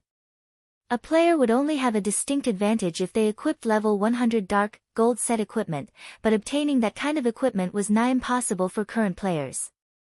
More experts were reaching Tier 3, but not a single power had enough Tier 3 players to raid level 100 team dungeons, and because of that, obtaining level 100 plus top-tier equipment was still extremely difficult. Players could grind level 100 plus Grand Lords, but the best equipment those field bosses would drop would be fine gold rank. Bingo, Remnant Snow said, chuckling. Not only have they reached level 105, but they're even wearing dark gold set equipment. Level 105? Level 100 dark gold set equipment? How is that possible? The Tier 2 Ranger exclaimed, astonished.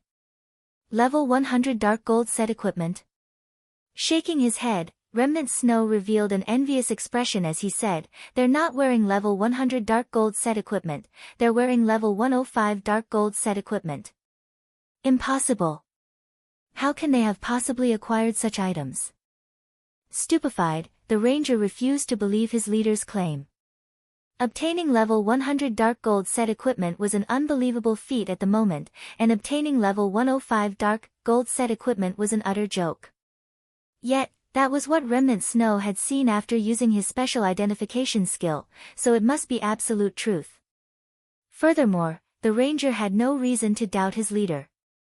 Remnant Snow was fighting to become a vice commander. He wouldn't benefit in the least from my Flames team go. As Remnant Snow had said, even if Warblood and Starlink sent Tier 3 experts as reinforcements, they'd be nothing but a joke against those 4 Zero-Wing members. Why else would I have let Cleansing Flames team leave without a fuss? Remnant Snow asked, rolling his eyes. As he stared at Shurfeng's departing figure, a trace of fear flashed in his eyes. There was one bit of information he hadn't revealed, the fact that he hadn't gleaned the slightest detail regarding Shurfeng. When he had stood before the swordsman, it had felt as if he were trying to stare down a Tyrannosaurus Rex. Honestly, the Tier 2 Ranger silently celebrated his leader's wisdom. Had they started a fight with those players, they all would have died. As Shurfeng's group passed, delving deeper into the molten canyon unhindered, the various experts in the area gaped in shock. Leader, is Zero Wing's Black Flame really that powerful of a player? Remnant Snow actually stepped aside out of respect for him, the level 101 female cleric beside Cleansing Flame asked, confused and stunned. Even the various superpowers feared Tier 3 players, yet Remnant Snow had conceded after a few words from Shurfeng. It was utterly unbelievable. I don't know exactly how powerful Guild Leader Black Flame is, but I know that this is an opportunity for us, Cleansing Flame said, excitement flashing in her eyes after seeing Remnant Snow's extraordinarily respectful display before Shurfeng. She immediately tried to catch up with the small Zero-Wing group. None of Heaven's Blade's members knew what she was up to. Guild Leader Black Flame, I am Cleansing Flame, one of Heaven's Blade's team leaders. Thank you for saving us.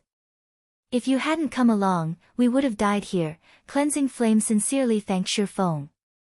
It was just a small effort on my part. There's no need to be so polite, Team Leader Flame, Shurfeng said. Read latest chapters at Wuxia World. Shurfeng hadn't intended to save Cleansing Flame's team. He had just wanted to spoil Warblood's fun. He had hoped that Remnant Snow would attack him, and he could use the chance to wipe out some of Warblood's members. He certainly hadn't expected the Berserker King to concede. It had left him with no choice but to abandon his original plan. Guild Leader Black Flame, may I request your help in saving our trapped commander? If you're willing to save our commander and her team, Heaven's Blade will offer this item as compensation, Cleansing Flame said as she revealed an ancient, withered tree branch. The branch didn't look like anything special, but it radiated a timeless aura. Moreover, it contained a powerful life force. The Tree of Life. When he saw that special tree branch, Shurfeng couldn't help his shock. Chapter 2408, Elven Race's Divine Artifact, you really are amazing, Guild Leader Black Flame. You recognized it at a glance, Cleansing Flame praised the swordsman, a little surprised when Shurfeng identified the tree branch. Heaven's Blade had tried all sorts of methods to appraise the branch but failed to learn anything. In the end, they had only discovered the tree branch's identity after using an ancient appraisal scroll. And yet, Shurfeng had known what the branch was after a quick glance. It was unbelievable. Everyone in God's domain knew about the Tree of Life, the elves' divine artifact, but there was very little information available about the tree itself. The most the average player knew about the Tree of Life was that it produced the Fruit of Life. The Fruit of Life was a sacred item that could resurrect NPCs, as well as a treasure that could drastically improve a living creature's potentials. Even kings and emperors coveted the Fruit of Life. It's no wonder why Warblood is out to get you and willing to go as far as to seal off the Molten Canyon. Shurfong realized what the previous encounter had been about when he saw the tree branch in Cleansing Flame's hand. That's right.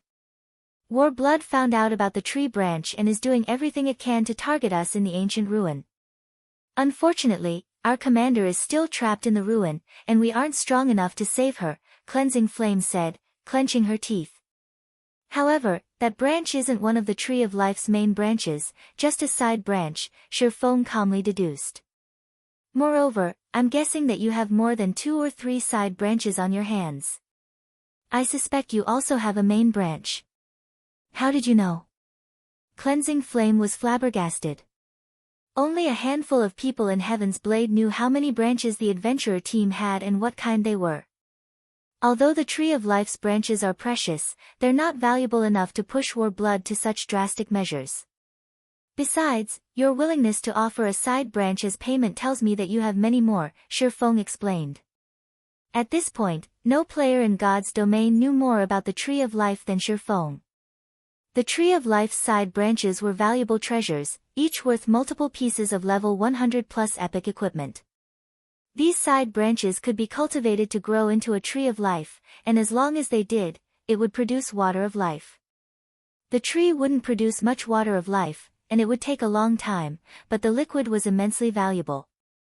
It was, after all, one of the few items in God's domain that could resurrect an NPC. It was even effective on Tier 5 NPCs. However, cultivating a Tree of Life from a side branch wasn't easy, not to mention producing Water of Life.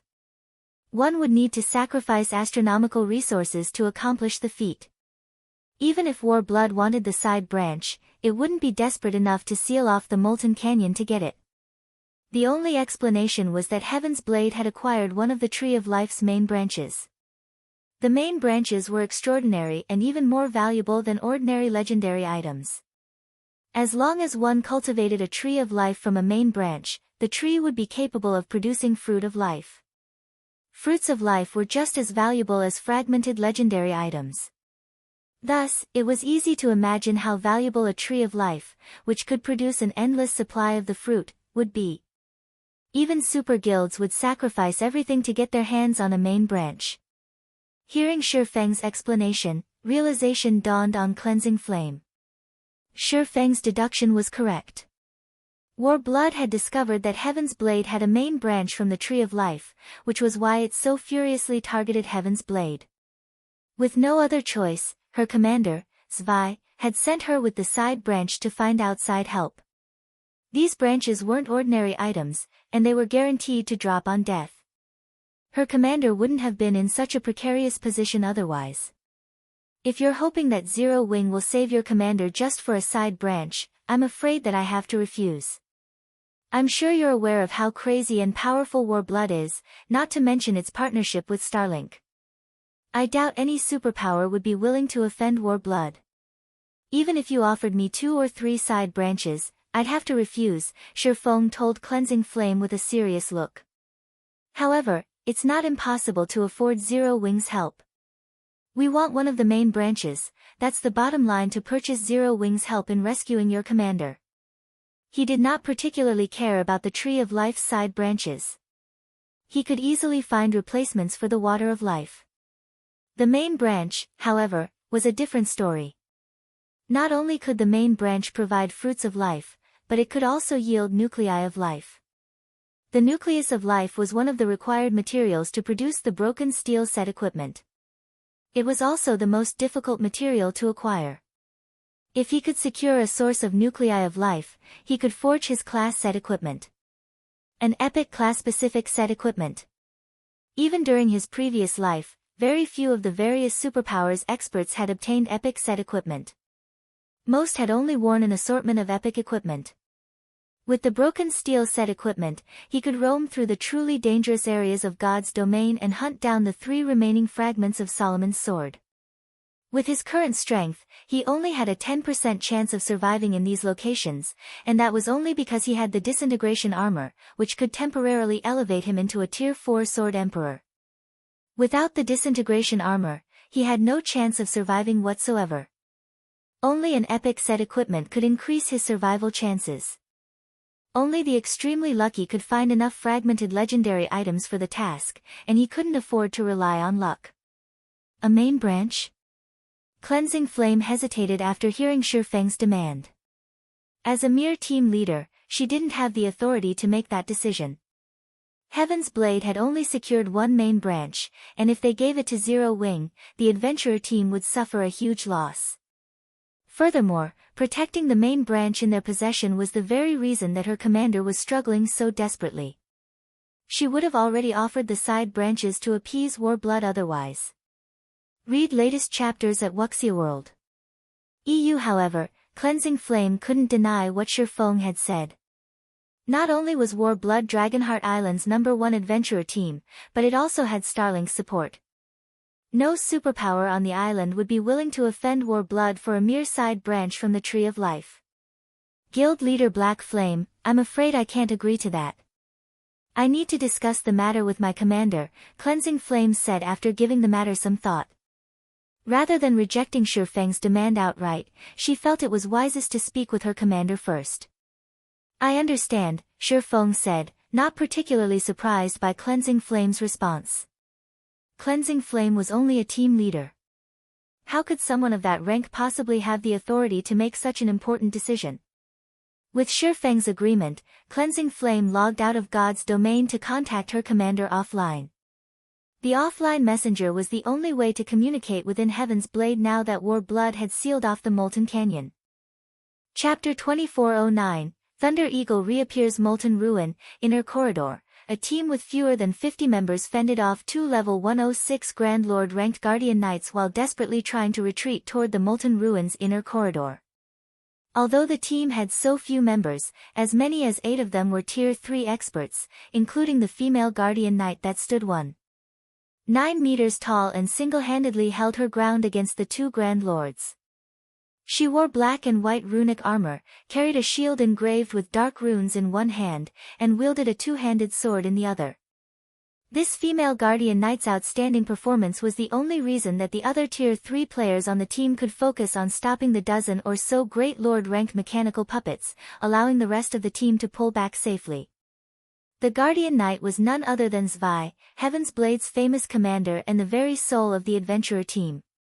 Suddenly, a level 101, Tier 3 assassin appeared beside Zwei, reporting, "Commander, I've just received an offline message from Cleansing Flame. She says that she ran into Zero Wing's guild leader, Black Flame. After negotiations, Black Flame stated that his price for rescuing us is one of the Tree of Life's main branches." The team members fell silent when they heard the assassin's statement. "What a big appetite," a level 102, Tier 3 berserker snarled.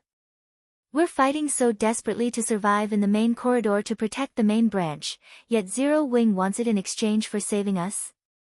If we just give it to Zero Wing, we'll have wasted all of our efforts." "That's right. We might as well offer it to Warblood or some other superpower. At least they'll have a better chance of saving us," a Tier 3 elementalist said, nodding in agreement. The rest of the team expressed their disapproval, as well. They had gone to great lengths to protect the main branch. There was no way they'd hand it over to Zero Wing. If they had to give it away in exchange for their safety, they'd be better off making a trade with a true superpower. They'd be far more confident of a superpower saving them than Zero Wing. "Shadow, what do you think of this?" Zwei asked the Tier 3 assassin next to her. When she spoke, Zwei's voice sounded sacred, and the entire team quieted down. Everyone perked up and waited to hear their vice commander's opinion on the matter. "I'm afraid that keeping the Tree of Life's main branch will be too much of a challenge for us, Commander, and the side branches aren't nearly attractive enough to the various superpowers. No one will offend Warblood for a few side branches," Divine Shadow, the Tier 3 assassin, said. However, I think we'll have more options if we use the main branch as a bargaining chip. What do you suggest we do? Zwei asked calmly. We definitely cannot allow Warblood to benefit from our work. Zero Wing's help is negligible, as well, and we can't rely on most superpowers. I've just received an offline message from 13 Thrones. I don't know how they found out, but they know we have the Tree of Life's main branch. They're willing to help us. Not only will they send reinforcements to get us out of here, but they'll also provide protection and conveniences on Dragonheart Island in the future as long as we give them the main branch, Divine Shadow said. No one was happy with it, but they understood Divine Shadow's reasoning. The Molten Ruin was extremely dangerous. Although Dragonheart Island's various superpowers were here to find horned eagle eggs, most of them couldn't get past the ruin's outer region. Very few superpowers were strong enough to explore the inner region. Heaven's Blade's team had only managed to make it that far by relying on special means. Although Zero Wing's peak combatants were no weaker than those from the various superpowers, if the superpowers couldn't set foot in the inner region, Zero Wing's experts wouldn't be able to either. 13 Thrones was their only reliable option now. After listening to her vice commander's view, Zwei fell silent as she considered her options. Her team waited silently for her decision, but they wouldn't hesitate to follow their commander's orders, regardless of what she decided. All right, let's go with your suggestion, Zwei said. I'll notify 13 Thrones, then, Divine Shadow said as he prepared to back out of the game. Notify Cleansing Flame as well. Tell her that if Zero Wing can reach us first, Heaven's Blade will offer Zero Wing the main branch. Tell 13 Thrones the same thing, Zwei said after giving the matter some thought. Understood. Divine Shadow nodded before disappearing from the corridor. Warblood was persistent in chasing their team in the inner corridor, and as they delved deeper into the Molten Ruin, they'd encounter more danger. Their team could only survive for a short time. They couldn't just rely on 13 Thrones' promise to save them. Moreover, Zero Wing had done the adventurer team a favor when it had saved Cleansing Flame's team. Outright refusing the guild wouldn't be wise. Although Zero Wing had a slim chance of reaching their team, at least it had a chance to compete against 13 Thrones with equal conditions. Once Divine Shadow had logged out, he notified Cleansing Flame and 13 Thrones representative of Zwei's decision. Whichever guild reached Zwei's team first would become Heaven's Blade's business partner. Meanwhile, Shifeng and his entourage rested in a dense forest within the Molten Canyon while they waited for Cleansing Flame to log back into God's domain. Guild leader Black Flame, if you can reach our commander before 13 Thrones, she'll agree to your demands. I hope you can understand, Cleansing Flame apologized after returning to the game. Naturally, 13 Thrones had more members in the Molten Ruin than Zero Wing. The superpower had long since dispatched a large force of experts to the ruin to search for homed eagle eggs. In fact, it had been the first guild to send experts into the Molten Ruin's inner region. Ordinary expert teams had no place in the Molten Ruin's inner region. Even with more than 20 Tier 3 experts leading its team, 13 Thrones had taken nearly 3 hours to reach the inner corridor. The monsters that guarded the path to the inner region were immensely powerful, and ordinary superpowers were utterly powerless against them. Heaven's Blade's team had only reached the inner region by relying on special means. In contrast to 13 Thrones' team, which was already in the area, Zero Wing's main force hadn't even gathered in the Molten Canyon yet. By the time the team arrived, 13 Thrones would have secured her commander's team. Shifeng had saved her team, but Cleansing Flame knew she couldn't change her commander's mind. This concerned the adventurer team's survival, after all. I understand. The survival of your adventurer team comes first. Commander Zwei has made a wise decision, Shifeng said, chuckling. He knew what Heaven's Blade was trying to pull. I just want to clarify, you're saying that if Zero Wing's members reach your commander and rescue her first, she'll hand us the Tree of Life's main branch, right? I believe that's the case. The question confused Cleansing Flame a little, but she nodded after finding no flaws in Shifeng's statement. That will make things simple, Shifeng said, smiling. Would you be willing to sign a contract with Zero Wing regarding this matter? Read latest chapters at Wuxia World. EU, simple. Cleansing Flame was even more confused, but she agreed to sign the contract. Her commander had already agreed to the conditions, and there was no harm in her representing her commander and adventurer team on the contract. Cleansing Flame and Shifeng signed a contract while one of her subordinates reported back to Heaven's Blade's commander. Since that's taken care of, let's go, Shifeng said, satisfied with the contract. Go? Go where? To save your commander, of course, Shifeng said, smiling. He then took out the Thunder Eagle's summoning flute and summoned the flying mount. A gigantic eagle with a wingspan of over 20 meters appeared above the forest with a deafening screech that echoed throughout the Molten Canyon. Chapter 24:10, Rescue Team. The surrounding players immediately noticed the Thunder Eagle's appearance. A flying mount. What a powerful flying mount. Based on its aura, it's as strong as a level 100 Great Lord. Too cool. When will I get to ride a flying mount like that? The various major powers fell into a heated discussion when they noticed the Thunder Eagle, visibly envious. If not for the fact that summoning flutes occupied a bag space and had an abysmally low chance of dropping, they would have charged forth to try to steal the flying mount. So, this is the rumored Thunder Eagle? Cleansing Flame stared at the massive bird of prey as it descended. Although the various superpowers, Heaven's Blade included, were searching for homed eagle eggs in the Molten Ruin, none of them had a clear idea of what a flying mount was. They had only ever seen the creature on a video. Seeing the Thunder Eagle in person, Cleansing Flame thought it was even more majestic than a private plane. Hop on. There are too many monsters on the way. We'll get there faster by air, Shifeng invited Cleansing Flame on the Thunder Eagle's back after jumping on himself. Although the Molten Canyon was a dangerous area, players could fly if they had the means. Shifeng had only refrained from using his flying mount because of how incredibly conspicuous it was. If he had flown into the Molten Canyon, everyone would have immediately realized that Zero Wings Guild leader was in the area. But he no longer cared about hiding his identity. The Tree of Life's main branch was of utmost importance, and the only way his small team would reach the Molten Ruin quickly was by flying on the Thunder Eagle. Moreover, since War Blood had sealed off the Molten Canyon, players within the canyon couldn't use their in-game communication system, which made it easier for Shifeng to hide his tracks. With Shifeng's invite, Cleansing Flame and the few surviving members of her team climbed aboard the magnificent Thunder Eagle. Once everyone was on its back, the Thunder Eagle flapped its wings and swiftly ascended several hundred meters into the air. It then flew straight toward the Molten Ruin. This flying mount is amazing, leader.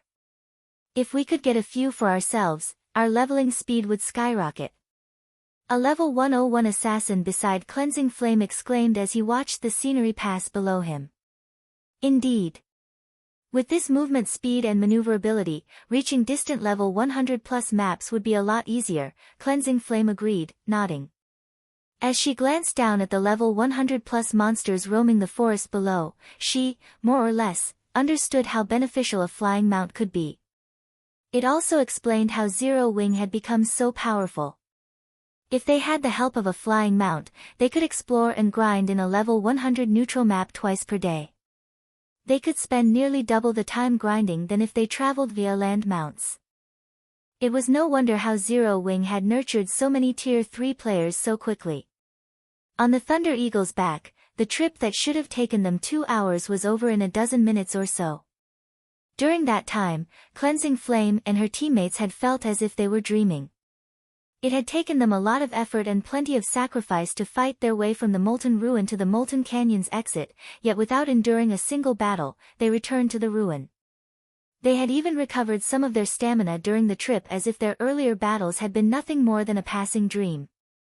Guild leader Black Flame, our adventurer team has thoroughly explored the Molten Ruin's outer region, so we know the path to the inner area. We can guide you there. We also have plenty of members stationed on the path to the inner area, so they should be able to help, Cleansing Flame suggested. Shifeng had saved her team, so she owed him a big favor. Since he intended to race 13 thrones to her commander, she would help him in whatever way she could. Moreover, they'd have a greater chance of victory with more players if they stumbled across Warblood's members. I'll have to trouble you, then, Shifeng said. I'll contact them now. They should be assembled by the time we reach the cavern that leads to the inner region, Cleansing Flame replied. She then instructed one of her team members to log off and notify Heaven's Blade's other members within the Molten Ruin's outer region. Cleansing Flame then directed Shifeng and his entourage to the entrance of the Molten Ruin's inner region. In the Molten Ruin, even full teams of level 100 plus experts in level 100 mysterious iron equipment risked a team wipe. The outer area was crawling with level 100 Great Lord ranked blue-eyed spiders. A team would occasionally come across level 100 Grand Lord ranked demonic flame spiders, as well. These monsters were a major challenge for Tier 2 players. The blue-eyed spiders weren't a big issue, but only death awaited them if they ran into the demonic flame spiders. Fortunately, Cleansing Flame's team had long since familiarized themselves with the outer region, and they guided Shifeng's team around the Grand Lords. At most, the group dealt with a few blue-eyed spiders on the way. Shifeng's group hadn't even needed to lift a finger throughout the journey. Cleansing Flame and her team members used traps to slow the blue-eyed spiders down, which allowed the group to escape the monster's pursuit. After just half an hour, Shifeng and the others arrived in a town-sized cavern. Azure crystals decorated the cavern ceiling, radiating a blinding light that illuminated the cavern. A steel tunnel that was more than a dozen meters across led out of one corner of the cavern. A frightening aura seeped from the tunnel, and Shifeng and his companions could even sense it from several hundred yards away. The aura was extraordinary. A Tier 1 player wouldn't even be able to approach the tunnel, and Tier 2 players would feel extremely uncomfortable as they got near, with the aura partially restricting their movements. However, quite a few players had gathered at the mouth of the tunnel. Shifeng counted more than 10,000 players with a rough glance, all of which were from the various superpowers expert teams. These players were high-leveled and well-equipped. Quite a few of them were even peak experts, wearing multiple pieces of epic equipment. Shifeng also spotted several dozen Tier 3 experts. Among the players, Shifeng noticed a team wearing capes with Heaven's Blade's emblem. The team wasn't particularly large, with only a little over 100 members, but their equipment standards were very high. Many of the team members were experts in level 100 secret silver equipment. The team was also one of the more eye-catching groups standing near the tunnel. "You Luo. You guys sure got here quickly. We've rushed here as fast as we could, yet you still beat us," Cleansing Flame said to the Tier 3 female cleric leading Heaven's Blade's team in greeting. The female cleric was delicate and pretty. Although she had a small frame and looked harmless, none of Heaven's Blade's experts dared to look down on her. Rather, traces of fear and reverence flashed in their eyes when they looked at her. "You're finally here.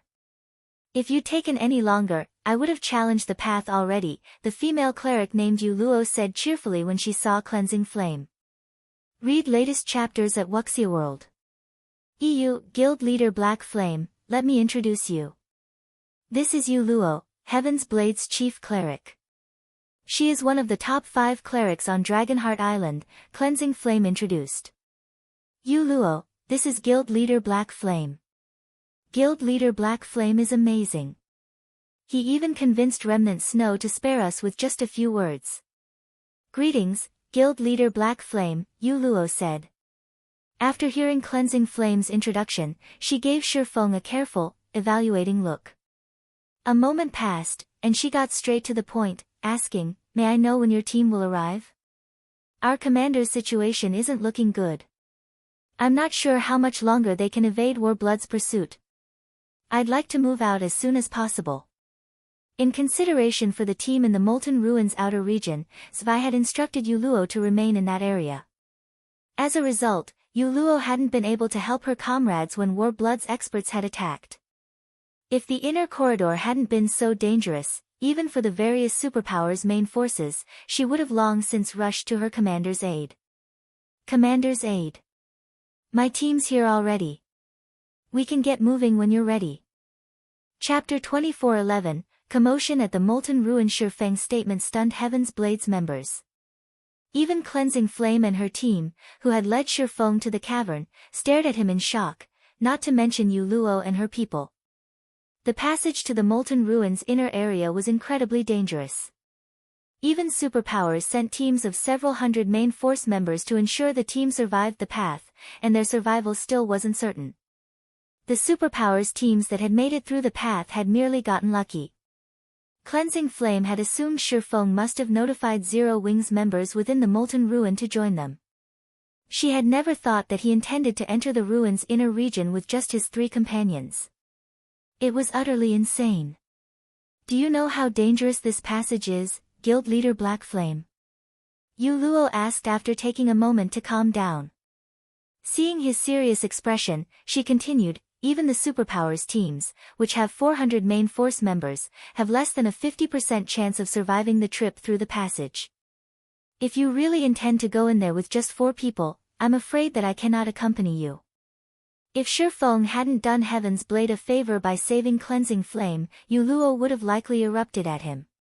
Because of War Blood, her team was already in a tight spot. She had only agreed to take the risk of returning to the passage because she had heard that Zero Wings guild leader was willing to save her commander. Due to that decision, her team had suffered several dozen casualties. And now, Shifeng insisted that he only intended to rescue her commander with 4 players as if the Molten Ruin were his own backyard. It's a pity that team leader Yuluo isn't willing to come with us. Kola, get ready. We're heading in, Shifeng said, unfazed by Yuluo's response. Understood. Kola was excited to head out, and without hesitation, he approached the tunnel's entrance. Helplessly, Turtledove and Shadow Sword followed after him. Heaven's Blade's members were again dumbfounded as they watched Zero Wings members. They hadn't actually thought Shifeng was serious about going in with just 4 players. Yuluo, you went too far. Guild leader Black Flame is only entering the inner area to save our commander, Cleansing Flame hissed. Moreover, he's only recently arrived in the Molten Ruin. He doesn't know much about the ruin yet. This disagreement didn't bode well for either side. Yuluo wanted to rescue her commander as quickly as possible, and that would be easier with more allies, especially if those allies were Tier 3 experts like Shifeng and his comrades. However, since Yuluo had taken her stance, Shifeng's group wouldn't want to work with her team. I understand what you're trying to say, but you know that reaching the inner area is impossible with 4 players. It'd be better for us to look for other options, rather than waste our time trying, Yuluo growled back as she watched Shifeng's departing figure. Sneering, she continued, I know a little about Black Flame, too. He has relied on his advantage as a Tier 3 player to suppress the various superpowers, but times have changed. Not a single superpower doesn't have a Tier 3 player now, yet most of them still can't get through that tunnel. Since Black Flame is so insistent, we should let him find out how dangerous that tunnel is. Once he hits a wall, he'll realize that he has to cooperate. If we don't, and he still insists on taking the lead, we'd be lucky if Zero Wings members aren't just extra baggage. Yuluo acknowledged that Shifeng was a powerful individual, but they were talking about venturing deeper into the Molten Ruin, which was even more dangerous than level 100 neutral maps. If Shifeng had shown up with a large number of Zero Wings main force members, there wouldn't have been an issue, but he had only arrived with 3 companions, and Yuluo refused to let him take charge. When her commander's team had entered the inner region, War Blood hadn't sealed off the Molten Canyon yet, and she had received plenty of information about what to expect in that area. She wouldn't allow Shifeng to lead her team blindly. Alright, stay here then. I'll lead the way for them, Cleansing Flame said, sighing. Although Yuluo had a point, she was responsible for asking Shifeng to save their commander. She couldn't abandon Zero Wing. She walked away from her fellow team leader and followed Shifeng's group to the tunnel. Cleansing Flame is too soft. How are those 4 from Zero Wing going to listen to us if we don't let them suffer a little? Yuluo shook her head in exasperation as she watched Cleansing Flame walk off. She then turned to her 2 vice team leaders and said, speak with the superpowers in the area. Tell them that Heaven's Blade will offer information about the passage, and we're willing to work with them to get to the inner corridor. Yu Luo had no hopes for Zero Wing's 4 players. As far as she was concerned, their only hope for reaching their commander was to cooperate with the other superpowers in the cavern. She'd let Shifeng know how laughable his 4-man rescue attempt was. Having received their orders, Yu Luo's 2 vice-team leaders got to work and began to speak with other superpowers. Meanwhile, a team of several hundred players emerged from the tunnel, and they were all in miserable shape. What?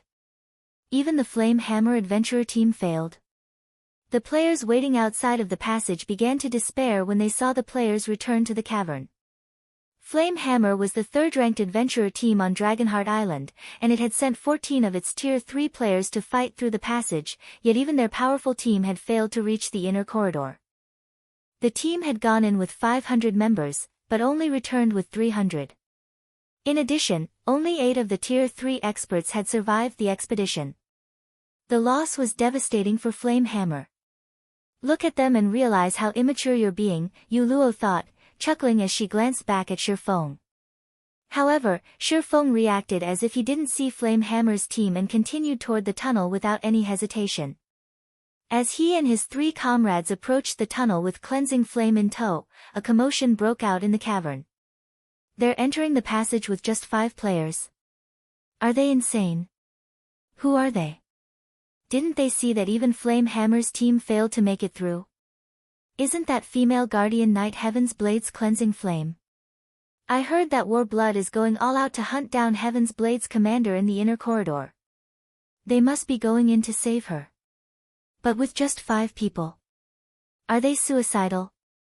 I bet they won't even get past the first guardian. I guess Heaven's Blade is really doomed. The various superpowers experts discussed Shifeng and his small party, mocking Heaven's Blade. Overhearing it, Yu Luo's complexion turned ashen. While everyone badmouthed her adventurer team, a giant statue, which had stood 100 yards in the tunnel, began to move. Primordial Guard, Elemental Creature, Archaic Species, Grand Lord, Level 105 HP 2, 400, 000/2, 400, 000/000. When the various superpowers experts noticed the Primordial Guard, they were overcome with dread. A Level 105 Grand Lord was already a very powerful foe. Even a Tier 3 metric tons would struggle to tank a Level 105 Grand Lord, and to make matters worse, the Primordial Guard was an archaic species. It had such overpowered strength that it could easily send a Tier 3 metric tons flying with an ordinary punch. Moreover, players couldn't use Berserk skills while inside the tunnel. Even if they activated their life-saving skills, Tier 3 MTs would barely be able to tank the Grand Lord. Many teams had ventured into the tunnel, and every one of them had made plenty of sacrifices to hold the Primordial Guard, allowing the rest of the team to pass. Fortunately, the Primordial Guard only prevented players from entering the tunnel, it didn't prevent players from leaving. Otherwise, teams that retreated from the passage halfway through would have been in for another beating. I wonder if the 5 of them can last more than 20 seconds. 20? Are you kidding me? That's the Primordial Guard we're talking about. Not even Tier 3 MTs with active life-saving skills last more than a few hits. I bet they'll survive for 10 seconds at best. I agree. While the players within the canyon chatted about how quickly they thought Shifeng's party would fall, the Primordial Guard had already reached the players in question. It was easily faster than a Tier 3 assassin. Read latest chapters at Wuxia World. The Primordial Guard immediately raised a foot and kicked at Shifeng's party. The Grand Lord was a 12-meter-tall giant, and the foot it thrust at Shifeng's party was as large as a small house. Dodging the attack would be impossible for Tier 3 players that didn't focus on agility builds. Boom! When the kick struck Shifeng's party, the very ground shook. Contrary to everyone's expectations, however, Shifeng and his companions didn't fly through the air. To the various superpowers experts' shock, the Primordial Guard's foot had stopped just before it had reached Shifeng and the others. Kola, the reason the kick had failed, remained steady in his original position. Chapter 24:12 Frostwolf sets might, this. Impossible. Is that Guardian Knight a monster? Who are they? Not even Zwei, Heaven's Blade's strongest MT, is that powerful? The various superpowers experts were indescribably shocked as they watched Kola stop the Primordial Guard's attack without stumbling back in the slightest. For a moment, they even wondered if they were hallucinating, but no matter how they rubbed their eyes, the scene before them remained the same. Realizing that this was real, they all wondered about Kola's identity. All of these players had personally experienced the Primordial Guard's strength. The Grand Lord's raw power was unstoppable. Only by rotating 3 or 4 Tier 3 MTs could a team hold the monster off long enough for the rest of the team to slip by the Primordial Guard. And yet, Kola single-handedly stopped the Primordial Guard's attack, and he did so without relying on a life-saving skill. Why wouldn't they be shocked? Among the spectating players, no one was more shocked than Yuluo. How is this possible? Yuluo stared at Kola, unable to believe her eyes. She hadn't thought that Zero Wings MT would be this powerful. Heaven's Blade's commander, Zwei, had fought with everything she had to tank the Primordial Guard, and she was one of the top 3 MTs on Dragonheart Island. Her astonishing strength was the reason that so many prideful independent experts were willing to submit to her commands. Before anyone could overcome their shock, the Primordial Guard, seeing that its first attack had failed, thrust its golden spear at Kola with enough power to make space itself tremble. What? It's using its spear already? I thought it only used its spear once players had crossed the halfway mark. All of the players in the cavern were surprised by the Primordial Guard's second attack. They couldn't help the fear they felt when they saw the golden weapon. That golden spear had claimed many Tier 3 MTs' lives thus far, giving those players no chance to retaliate. That spear was also the reason that so many superpowers teams had failed to pass the tunnel's first checkpoint. Those that had only done so after suffering tremendous casualties. Come! In contrast, Kola was excited to see the weapon. He immediately raised his Titan Guard to greet the spear in battle. Boom! When the golden spear and Titan Guard collided, the resulting impact stirred an intense storm that spanned over several hundred yards. Kola stumbled back a step as a damage exceeding -30,000 appeared above his head. To Tier 3 MTs, who possessed nearly 1 million HP, -30,000 was practically negligible, especially for Kola, who had 1,540,000 HP thanks to his Frostwolf set and Titan Guard. Seeing Kola block the Primordial Guard's spear, a deathly silence descended on the crowd watching from the tunnel's entrance. Is that Guardian Knight even human? Could he be a Tier 3 NPC? Kola had nullified the Primordial Guard's full-powered attack so easily, and he had only lost a little over 30,000 HP in the process. His performance shattered everyone's understanding of Tier 3 MTs. Even the best Tier 3 MTs from the various superpowers could only tank level 100 Grand Lords. Tanking a level 105 Grand Lord would be a major challenge. Every 5 levels in God's domain was a minor turning point, after all, even for monsters. Yet, Kola had successfully stopped a level 105 Grand Lord ranked archaic species full-powered attack without using a single skill. He was definitely stronger than the best Tier 3 MTs the various superpowers currently possessed. Meanwhile, Yuluo was utterly flabbergasted. The biggest challenge in reaching the inner area was the Primordial Guard's golden spear, but Kola had blocked it and only taken negligible damage. Compared to Yuluo, however, Cleansing Flame, who acted as Shifeng's guide, was shocked senseless. Is this how Zero Wing was able to establish itself in a level 100 neutral map? Although Cleansing Flame knew that Shifeng and the others were very strong, she had never dreamed that they'd be this strong. Kola, stop fooling around. We're in a rush, Shifeng admonished, sending Kola, who was deliberately playing with the Primordial Guard to test the Frostwolf set's effects, a reproachful glance. Shifeng wasn't surprised in the slightest to see Kola stop the Primordial Guard so effortlessly. In fact, he would have been surprised if Kola hadn't stopped the Grand Lord's attacks. During Shifeng's past life, the Frostwolf set had been publicly acknowledged as a top 10 level 120 Dark Gold set equipment in God's domain. Even the various superpowers' old monsters had coveted the set. With this set, defeating a Grand Lord ranked archaic species of the same level would be child's play. Hearing Shifeng scold his MT, Cleansing Flame wanted to cry. If Kola's frightening performance was just him fooling around, what did that make Heaven's Blade's attempts to stop the Grand Lord? Kola only nodded and suppressed his excitement. He began to block the Primordial Guard's attack seriously, employing techniques instead of relying on brute strength. The Primordial Guard attacked with its golden spear again, and in response, Kola accurately timed his counter and smashed his shield into the side of the weapon, diverting the spear into a nearby wall.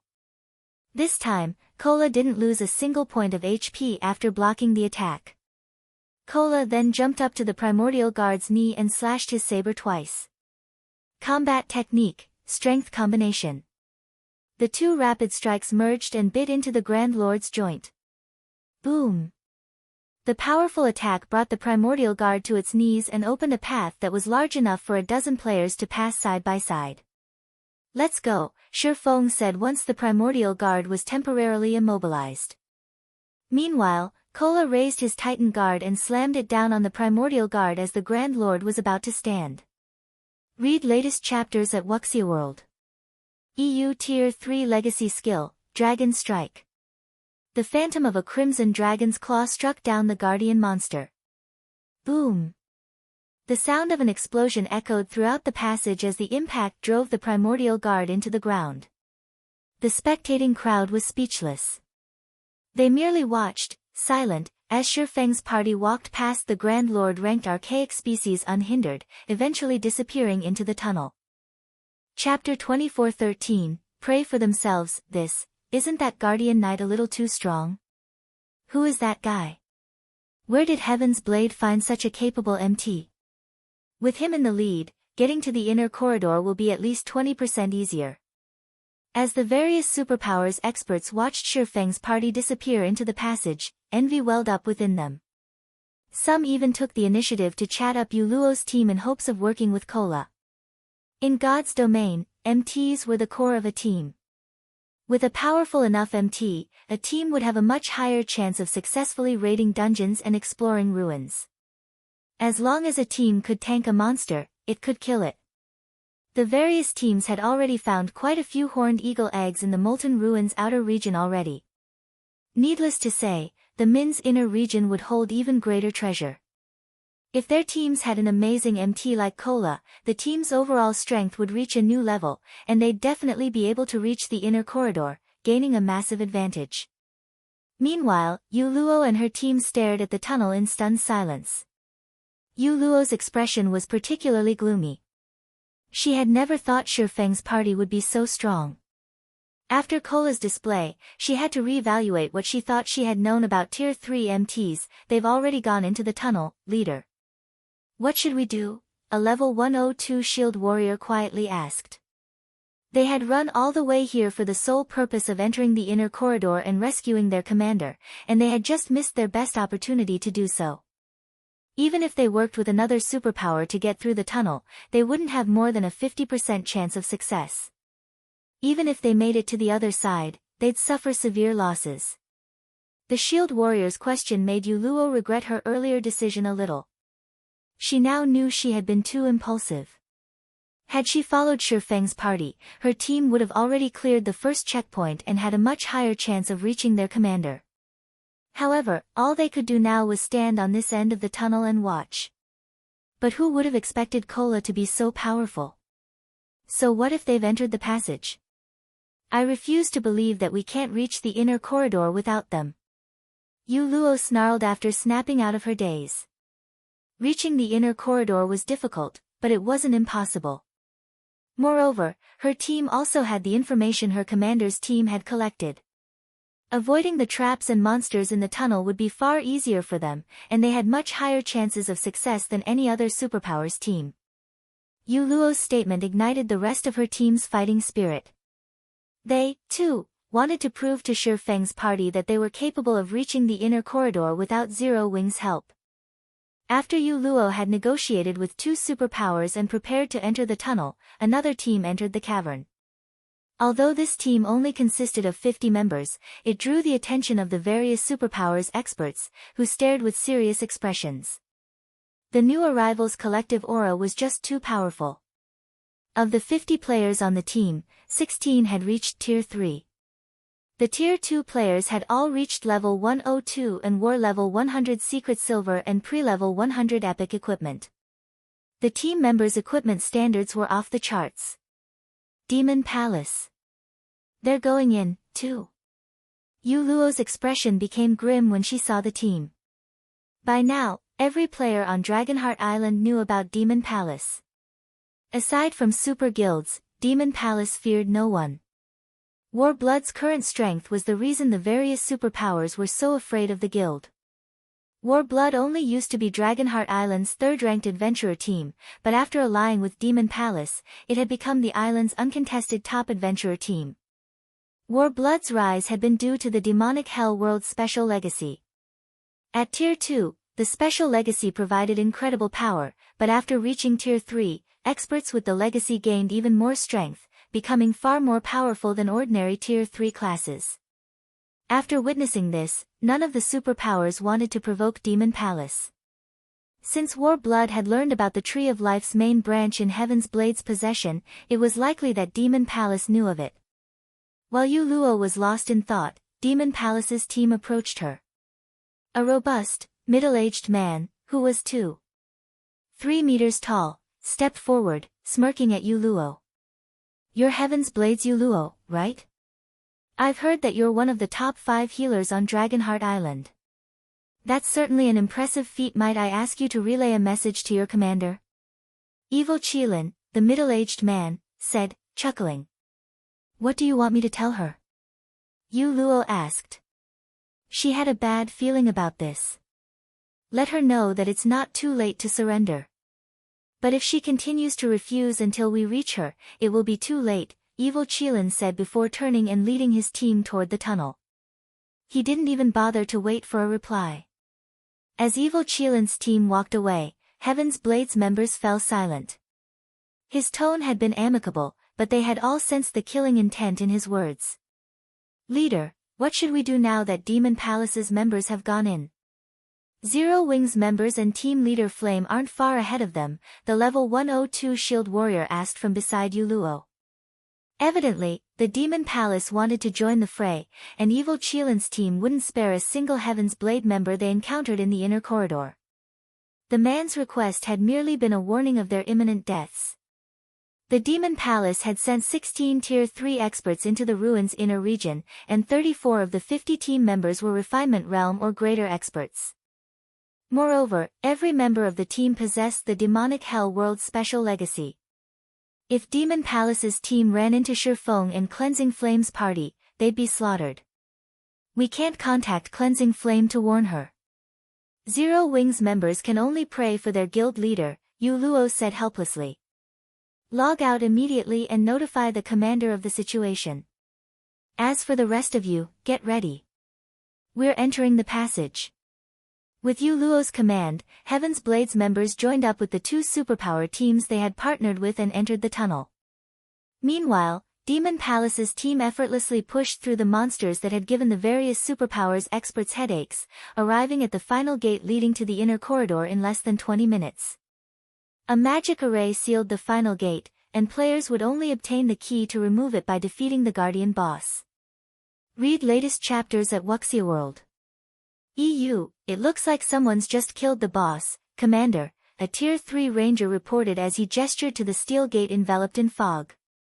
The Grand Lord-ranked Guardian boss lay before the gate, and a single player was busy looting the boss while 4 others rested nearby. "That saves us a lot of trouble. You two, get rid of them and get me that key," Evil Qilin ordered as he glanced at the 2 Tier 3 assassins behind him. "Understood." The assassins licked their lips in anticipation and entered stealth. Chapter 24:14, Tough Opponent. As the 2 Tier 3 assassins vanished, the other Demon Palace members sat on the ground and rested while watching Shifeng's party in the distance. These players really have some bad luck. They must have gone to great lengths to defeat the Guardian boss, yet they have to deal with Gull and Rainbow right after their raid. We should have just charged over and gotten rid of them. Gull and Rainbow have just reached Tier 3 and unlocked more of their legacy's potential. My guess is that the commander wants to give them a chance to get used to their new bodies. Their basic attributes are on an entirely different level than when they were still Tier 2, after all. Many of the Tier 3 experts from Demon Palace watched the two assassins in envy. Their strength had substantially increased after reaching Tier 3, and getting used to it was proving difficult. Although they often sparred with each other, a sparring match couldn't compare to true battle. However, they also knew that Evil Qilin wanted to prioritize Wind Gull and White Rainbow's growth. Both assassins had incredible potential for growth. Despite the fact that he was only 27, Wind Gull had already reached the Void Realm. White Rainbow, who was the same age as Wind Gull, had reached the half-step Void Realm standard. Since they had completed their Tier 3 promotion quests so soon, their future was limitless. There would be a massive difference between reaching Tier 3 now and completing the Tier 3 promotion quest in the next 2 weeks. Players would encounter completely different opportunities. This was precisely why Evil Qilin prioritized the two assassins. Someday, they might become domain realm experts and true pillars of the guild. Meanwhile, Wind Gull and White Rainbow used a footwork technique that allowed them to get within 30 yards of Shifeng and his 4 companions without the slightest sound. Rainbow, you take care of that Tier 2 female guardian knight. I'll distract the other 2 MTs. Once you get rid of the female guardian knight, we'll take our time and play with the others. But you'd better not kill the Tier 3 berserker beside the woman, Wind Gull whispered as he watched Cleansing Flame rest. He didn't care about a Tier 2 player like Cleansing Flame, but to ensure that their training went smoothly, they'd get rid of the miscellaneous target first. Relax. How could I waste an opportunity like this? Hopefully, they're not so weak that they die too quickly, White Rainbow whispered back, excitement flashing in his eyes. Opportunities to fight Tier 3 experts were extremely rare right now. Although they could spar in the battle arenas around God's domain, it was impossible to push themselves without the threat of the system's death penalty. Moreover, every player had their own combat style, and they could only rapidly improve by fighting different opponents. Let's begin. Wind Gull declared. He started to sneak toward the 2 resting Tier 3 MTs and waited for White Rainbow to make his move. White Rainbow adjusted his footwork and dashed toward Cleansing Flame like a cooling breeze. He had integrated with his environment, not even Tier 3 players with sharp perception would detect him, let alone a Tier 2 player like Cleansing Flame. 25 yards. 20 yards. 15 yards. As White Rainbow inched closer to Cleansing Flame, he took more care with his movements. When only 10 yards remained between him and his target, the assassin unsheathed his daggers.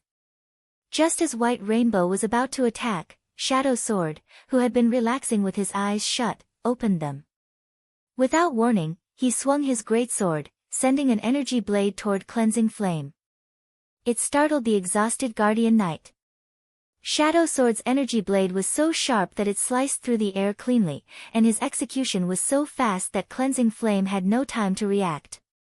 Just as she thought she was about to die, however, she heard a metallic clang beside her. Pang! The attack had revealed a hidden figure behind her, and when she saw him, she broke out in a cold sweat. Cleansing Flame had never thought that she'd fail to notice someone creeping up to her. Fortunately, Cleansing Flame was a peak expert. Reacting quickly, she leaped forward, creating some distance between her and the nefarious stranger. If an assassin was able to get so close to her undetected, she knew he'd be extraordinarily powerful, and she didn't bother with an offensive or defensive maneuver. Furthermore, the assassin was a Tier 3 player, and she knew she would be no match for him. You discovered me. It seems you're not such a weakling, after all, White Rainbow said, unfazed by the fact that Cleansing Flame had escaped his grasp. He ignored Cleansing Flame and focused his attention on Shadow Sword with an ecstatic expression as he said, "It seems I can take this seriously now."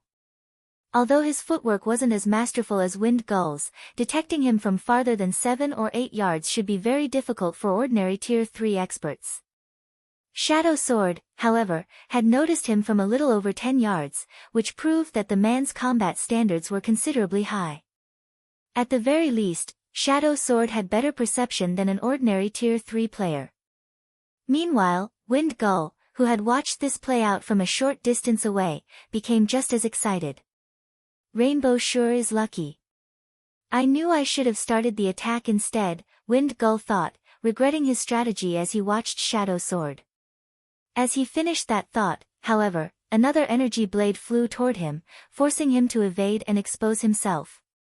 Wind Gull spun toward the attack's origin, astonished when he saw who had launched the energy blade.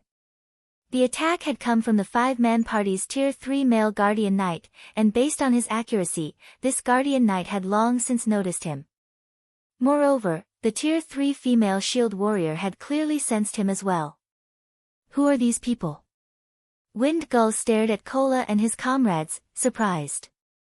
Wind Gull was already amazed that Shadow Sword had discovered White Rainbow, but he found it unbelievable that the party's 2 Tier 3 MTs had discovered him while stealthed as well.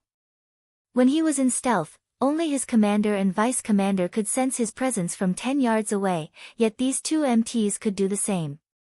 For a moment, Wind Gull even wondered if he had really activated stealth. When Cleansing Flame saw White Rainbow and Wind Gull, she paled. Demon Palace members? Why are they here?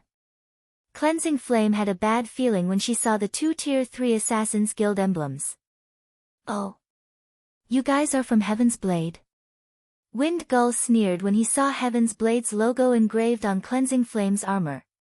This is a good opportunity to get rid of you, then. Rainbow, ignore that female knight. Target their Tier 3s first. Got it. White Rainbow became serious about this battle and prepared to meld with the shadows once more. Don't think you can hide from us so easily. Shadow Sword bellowed as he charged at White Rainbow, hacking at the assassin with his greatsword. Shadow Sword's attack was simple, but White Rainbow couldn't dodge the strike due to the man's high attack speed. Realizing this, the assassin raised his daggers to block the attack. Pang! A loud, metallic clang echoed throughout the tunnel, and the impact threw White Rainbow nearly 6 yards back as he instantly lost more than 20,000 HP. When he landed, he nearly lost his footing, as well. How is this possible? Seeing the Berserker throw White Rainbow with a single swing confused Wind Gull. White Gull was familiar with White Rainbow's strength. Not even Tier 3 Berserkers would necessarily be a match for him, yet Shadow Sword had sent the assassin flying with a normal attack. It was simply unbelievable. By the time Wind Gull snapped out of his daze, Turtledove was already using Shield Bash against him. Not daring to be careless, Wind Gull used his short sword and activated his block skill. The moment short sword and shield collided, Wind Gull felt his hand go numb, and he stumbled 4 steps back. How is her strength so high, too? The situation confused Wind Gull further. He understood how Shadow Sword had overpowered White Rainbow. The man was a Tier 3 Berserker, after all, but despite being a Tier 3 Shield Warrior, Turtledove's strength was on par with Shadow Sword's. Wind Gull began to wonder if this small party had suppressed his basic attributes somehow. Naturally, neither Shadow Sword nor Turtledove gave their opponents any room to breathe. They both launched fierce assaults, forcing White Rainbow and Wind Gull to defend themselves, and the 2 assassins fought desperately as they continued to lose HP. The other Demon Palace members, who watched from a safe distance, were stunned. What? They're actually pushing Rainbow and Gull back? Who are these people? They all knew how powerful the 2 assassins were. Both could effortlessly overpower ordinary Tier 3 players, and yet, White Rainbow and Wind Gull were clearly at a disadvantage. At this rate, they'd both die within a minute. Commander, I'm afraid that Rainbow and Gull won't last long, a handsome, white-haired youth surmised to Evil Cheelin when the 2 Tier 3 assassins had lost more than 1/3 of their HPs. If we let them die, they'll need a long time to recover. I suppose we'll have to call off this training session, Evil Cheelin said as he nodded in agreement with his vice commander, Dark Scorpion's, statement. Take a group and save them. Every Tier 3 player was a precious combatant for Demon Palace. He couldn't afford to let the 2 assassins lose a level during their training. Dark Scorpion grabbed 6 of the team's Tier 3 experts and hurried toward White Rainbow and Wind Gull. When Cleansing Flame noticed 7 more Tier 3 players approach, she felt her scalp tingle, particularly when she saw Dark Scorpion among them. Dark Scorpion was famous on Dragonheart Island. Once, he had killed the commanders from 2 of Dragonheart Island's top 10 adventurer teams, instantly becoming one of the most famous players on the island. Individually, he was even stronger than Heaven's Blade's commander, Zwei. If Dark Scorpion's group joined the fray, their party would be doomed. Read latest chapters at Wuxia World. Suddenly, however, a blue lightning bolt arced toward Dark Scorpion and his minions. Seeing this, Dark Scorpion and his allies slid to a halt and attempted to evade the attack. After dodging the lightning bolt, Dark Scorpion's group turned toward the Tier 3 Sword King that had launched the attack. Who are you? Are you trying to make Demon Palace your enemy? Dark Scorpion hissed coldly, glaring at Shifeng's cloaked figure.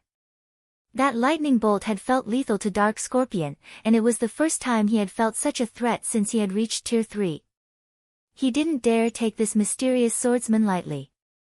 This is a fair, one-on-one match. You can't blame me for trying to stop you if you plan on interfering, Shifeng threatened as he returned Killing Ray to its sheath. Chapter 24:15. One strike. Since Shifeng wore a black cloak to conceal his appearance, a dark shadow hid his face. Combined with the Nightwalker's cape, no player could see his features.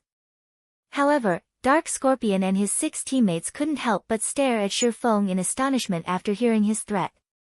They even wondered if they had misheard him. Cleansing Flame, on the other hand, nearly choked when she heard Shifeng's statement. She felt he had gone too far with his latest joke. He had practically asked Demon Palace to attack, throwing oil to the fire. Every member of Demon Palace was a battle maniac that had engaged in constant conflict in the demonic hell world. Nobody dared to provoke Demon Palace on Dragonheart Island, not even experts from super guilds. You really are something, kid. You actually dare to speak like that to our vice commander. Bold. You really are bold. This guy must think he's invincible since he's a Tier 3 player. The 6 Demon Palace members beside Dark Scorpion looked at Shifeng as if he were a fool. They had very nearly laughed at his statement. It was the funniest thing they had heard since joining God's domain. Dark Scorpion was a god of death in the Demon Palace. To get used to his Tier 3 form, he had killed over 30 Tier 3 experts after arriving on Dragonheart Island. Not even the various superpowers' old monsters had escaped his grasp and ended up dying. Not even Superpower's Vice Guild leaders had the courage to speak so boldly to Dark Scorpion, much less Heaven's Blade's commander. Interesting. You're the first person to stand against me since I've come to Dragonheart Island. Contrary to expectations, Dark Scorpion didn't explode in a rage. Rather, he smiled and said, I want to see if you're so brave once we meet in battle. Weeping, seizing, get him. Without hesitation, a shield warrior and a berserker charged toward Shifeng. The two were well coordinated, and their movements were far more refined than Wind Gull and White Rainbow. As Weeping Soul and Seizing Soul moved, they left numerous afterimages in their wake. The afterimages continued to crisscross, making it difficult to determine where the 2 players were. If a player attacked the duo and missed, they'd face a ruthless counterattack. Dread filled Cleansing Flame as she watched from afar.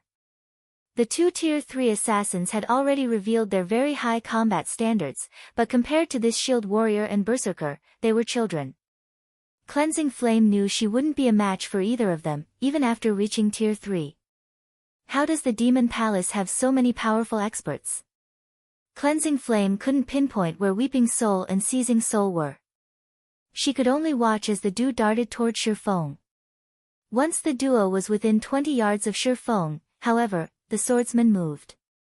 A resplendent arc of lightning flew toward the berserker and shield warrior. Secret technique, lightning flash. Shifeng had merged all 17 sword lights perfectly. Weeping Soul and Seizing Soul instinctive knew that they couldn't evade the incoming lightning arch, and they both activated a Tier 3 skill to block the attack. Boom! A deafening boom echoed throughout the passage, and both Weeping Soul and Seizing Soul shot backward like bullets, their arms and weapons violently vibrating. Both players were covered in scorch marks and had lost more than half of their HPs. Seizing Soul, the Tier 3 Berserker King, in particular, was an inch from death's door. A random strike would be enough to send him to his grave. The duo crashed to the ground, and silence filled the passage. Demon Palace's members stared with grim expressions. Weeping Soul and Seizing Soul were veteran peak experts. Their strength ranked among the top 10 of the 50 players on their team. If they hadn't been so powerful, Dark Scorpion wouldn't have sent them to attack someone who could even threaten him. And yet, not only had Shifeng repelled the duo with one attack, but he had also devoured most of their HPs.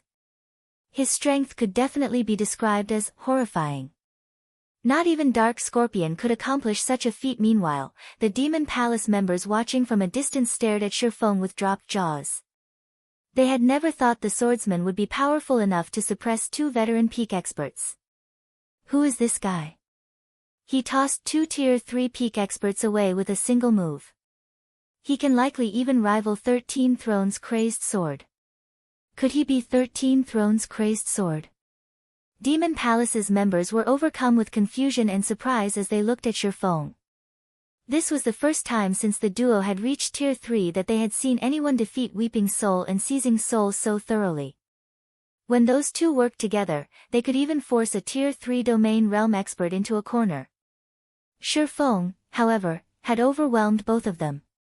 Even on Dragonheart Island, there were very few with Shifeng's strength. Based on their information, it seemed that 13 Thrones intended to offer its help to Heaven's Blade. With a sword king like Shifeng before them, they assumed he was the Super Guild's crazed sword. Crazed sword, huh? Even evil Qilin knew he had to take the situation seriously. If their opponent really was 13 Thrones' crazed sword, they'd have to be careful. Crazed sword wasn't just incredibly powerful, he also represented 13 Thrones. Demon Palace might be able to ignore the various super first-rate guilds on Dragonheart Island, but it could not do the same with super guilds. A confrontation with such powerful guilds wouldn't be easy for Demon Palace. It's no wonder why you're so brave. With this kind of strength, you are certainly capable of ranking among the top 20 on Dragonheart Island, but I don't care if you're 13 Thrones' crazed sword or not. No matter what, I will interfere. Dark Scorpion snarled as he watched Wind Gull and White Rainbow's HPs fall to a critical low. He immediately removed the two greatswords from his back and brandished them at Shifeng. Dark Scorpion's two greatswords radiated a dismal glow as they absorbed mana from his surroundings. The weapons also exerted a weak force on all players in the vicinity, pulling them towards the blades. The Vice Commander is finally making a move. With his strength as a Tier 3 demonic fighter, not even 13 Thrones' crazed sword is his match. When Dark Scorpion appeared above Shifeng like a phantom, merging his greatswords into one gigantic blade, his comrades' eyes glowed with excitement. Dark Scorpion's greatswords were the Netherblades, an epic weapon set, and that move was his trademark. Dark Scorpion had used the move to severely injure a Grand Lord of the same level. If players received this attack, only death awaited them. Moreover, the attack was impossible to dodge since it covered an AoE of 15 by 50 yards. Not even a domain realm expert could evade his attack. Die! Looking down at Shifeng, Dark Scorpion swung the gigantic blade. In response, Shifeng unsheathed Killing Ray and countered the descending weapon with a light slash. Although Shifeng's counterattack seemed gentle, everyone saw space split around the weapon. A lightning bolt then tore the gigantic blade among the gloomy, blue flames, and a pitch-black tear followed it. Lightning slash. Against the brilliant lightning bolt, Dark Scorpion's merged weapons were as flimsy as paper, and Shifeng's counter-strike sundered the gigantic blade in half as it passed through the weapon. Before anyone could react, Dark Scorpion's blade began to disintegrate, and a fine cut and scorch marks appeared on his body. Like a puppet with cut strings, Dark Scorpion, who still hung in the air, tumbled gracelessly to the ground, an item appearing beside his corpse. He died. Read latest chapters at Wuxia World. The vice commander's dead? Impossible. Demon Palace's members panicked, unable to pull their astonished gazes away from Dark Scorpion's corpse. They couldn't believe that someone had killed him with a single hit. Everyone turned toward Shifeng, overwhelmed by fear and curiosity. Suddenly, Evil Qilin realized something. With a grim expression, he turned to Shifeng and asked, "Sword King, Black Flame?" Chapter 24:16, One Axe, One Sword. As Evil Qilin's question hung in the air, Demon Palace's members fell silent. Their jaws hung open, and they couldn't process the possibility. They had heard Black Flame's name before. Not long ago, their vice-guild leader had tried to secure Zero Wing's Stone Forest City to help the guild's peak experts develop rapidly. Naturally, as members of Demon Palace's main force, they had heard about the situation. However, they had never thought that Black Flame would be this strong. Black Flame's ability to instant-kill Dark Scorpion, the vice-commander of Demon Palace's main force, was unbelievable. Even Evil Qilin could hardly believe the notion, but he had earnestly researched the swordsman and studied his battle videos. The lightning bolt that had killed Dark Scorpion was one of Black Flame's trademark moves, Lightning Slash, and had claimed many experts' lives. Although he hadn't thought it important before, Evil Qilin had heard that Zero Wing was one of the powers trying to rescue Heaven's Blade's commander. Seeing Lightning Slash and the swordsman's obvious relation to Heaven's Blade, Evil Qilin could only think of Zero Wing's Black Flame. "That's right. We meet again, Elder Qilin," Shifeng said, chuckling as he sheathed Killing Ray. He did not bother to hide his identity. Hearing Shifeng acknowledge his identity, Demon Palace's members gasped. Zero Wing's Black Flame is this strong? They considered Zero Wing to be a mere upstart guild that was lucky enough to secure a treasure trove like Stone Forest City, which, in turn, allowed the guild to nurture Tier 3 players sooner than other powers. Although Zero Wing's guild leader was the first player to reach Tier 3, they thought he had lost his advantage now that the various superpowers had Tier 3 experts of their own. As for Shifeng's identity as the 30th ranked player on the God's Domain experts list, that was of no concern. The various superpowers had an agreement with the secret pavilion that it would only display information about a small number of their experts. No one wanted to reveal all of their cards. If not for this agreement, the various superpowers would have ganged up on the secret pavilion and removed it from the virtual gaming world. To put it simply, the God's Domain experts list wasn't a reliable way to determine an expert's strength. And yet, Shifeng had instant-killed Dark Scorpion, who ranked among the top 30 on Dragonheart Island. The situation destroyed everything they thought they knew about Shifeng. This swordsman was clearly powerful enough to rank among the top 10 experts on Dragonheart Island. With such strength, they couldn't afford to take him lightly. Numerous superpowers operated on Dragonheart Island, and quite a few of them were super guilds. Even the weakest power on the island was on par with a first-rate guild. Dragonheart Island was a hub for peak experts, and not a single individual who could rank among the island's top 10 experts should be underestimated. Of course, that did not mean that Demon Palace feared Shifeng. Evil Qilin could also rank among the top 10 experts on Dragonheart Island. If it came down to an actual fight, Shifeng's victory wasn't guaranteed. Furthermore, they had far more Tier 3 experts than Shifeng's little group of 5. Guild leader Black Flame, my subordinates behaved rashly. May I request that you spare them? Then we can go our separate ways, Evil Qilin asked as he gestured to Wind Gull and White Rainbow. Hearing the request, Cleansing Flame breathed a sigh of relief. If Evil Qilin wanted a fight, the outcome wouldn't be in their favor. Even if Zero Wing's members were far stronger than expected, Demon Palace still had 15 combat-ready Tier 3 players on its team. Moreover, team battles weren't like one-on-one fights. Evil Qilin had 2 Tier 3 healers with him, whereas they didn't have a single healer, and would have to rely on potions and items with healing skills. I've already said that this is a fair, one-on-one match. I don't care if they acted rashly or not. If they want to leave, all they have to do is die once, Shifeng refused, chuckling. As he did, a chilling atmosphere enveloped the area. Are you so unwilling to give the matter a little consideration on behalf of this old man, Guild Leader Black Flame? Evil Qilin's question was laced with killing intent, and he watched Shifeng with narrowed eyes. Shifeng was stronger than he had expected, and Evil Qilin had to admit that the swordsman qualified to be treated as an equal. But that was all. At most, Shifeng was only his equal. Do you think you can just come and go as you wish? You think too highly of yourself, Elder Qilin, Shifeng responded, unfazed by the other man's hostility. I'll repeat myself. I won't just sit by and watch you interfere. Good. Very good. I see you're willing to fight, Guild Leader Black Flame.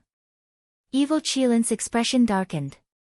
Suddenly, he radiated dense mana as if the demon god had just arrived. Evil Qilin was a much stronger demonic fighter than Dark Scorpion. Commander, we shouldn't waste words on him. If we don't teach him a lesson, he'll think that he can provoke Demon Palace with impunity just because he's strong enough to rank among the top 10 experts on Dragonheart Island, a tall, beautiful woman, another demonic fighter, hissed coldly. The rest of the team's Tier 3 players nodded in agreement. Shifeng was simply too arrogant. Aside from super guilds, no power on Dragonheart Island dared to disrespect Demon Palace. Shifeng was clearly tired of living by refusing to show Evil Qilin the respect he deserved. Since you insist, show me your moves, Guild Leader Black Flame. Evil Qilin then pulled the two-handed war axe from his back. The weapon was nearly as long as Evil Qilin was tall, and when he held it in his grip, emerald flames ignited on the axe's blade, radiating an intense heat. The flames were so hot that space around the war axe blurred. A legacy weapon? Shifeng was a little surprised to see how perfectly Evil Qilin integrated his strength with the Crimson Axe. Legacy weapons were very rare and usually stronger than ordinary epic weapons. Aqua Rose's Sea Dragon's staff was one such example. Although Evil Qilin's axe wasn't as powerful as Aqua Rose's legacy staff, it should still be a top-tier epic weapon. Combined with his special legacy, Evil Qilin's strength could likely rival that of a Grand Lord of the same level. Evil Qilin then transformed into a blazing meteor as he charged at Shifeng. The older man was even faster than Tier 3 assassins. Before anyone could react, Evil Qilin was within 10 yards of Shifeng, leaving a blazing trail behind him. So strong. Is he really just a Tier 3 player? Cleansing Flame could not help but gasp when she saw the attack. Evil Qilin's aura was even more intense than her commander's. She couldn't even muster the courage to resist him as his aura washed over her. Once he had reached Shifeng, Evil Qilin raised his axe and swung. The weapon transformed into 7 flame serpents, assaulting Shifeng from multiple directions. Bronze combat technique, Flame Serpent. As if the 7 flame serpents were alive, they each traveled along a unique trajectory. They contained enough strength that space around them trembled. It was no exaggeration to say that every one of these flame serpents rivaled Dark Scorpion's prior full-powered blow. Even Demon Palace's Tier 3 experts were surprised, not to mention Cleansing Flame. None of them had realized how powerful their commander truly was. However, Shifeng did not panic as the 7 flame serpents flew toward him. Rather, he leisurely unsheathed the abyssal blade and killing array, casually swinging the weapons. Immediately, a galaxy of stars manifested around him.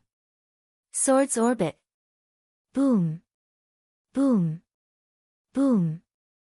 The sounds of one explosion after another echoed throughout the passage.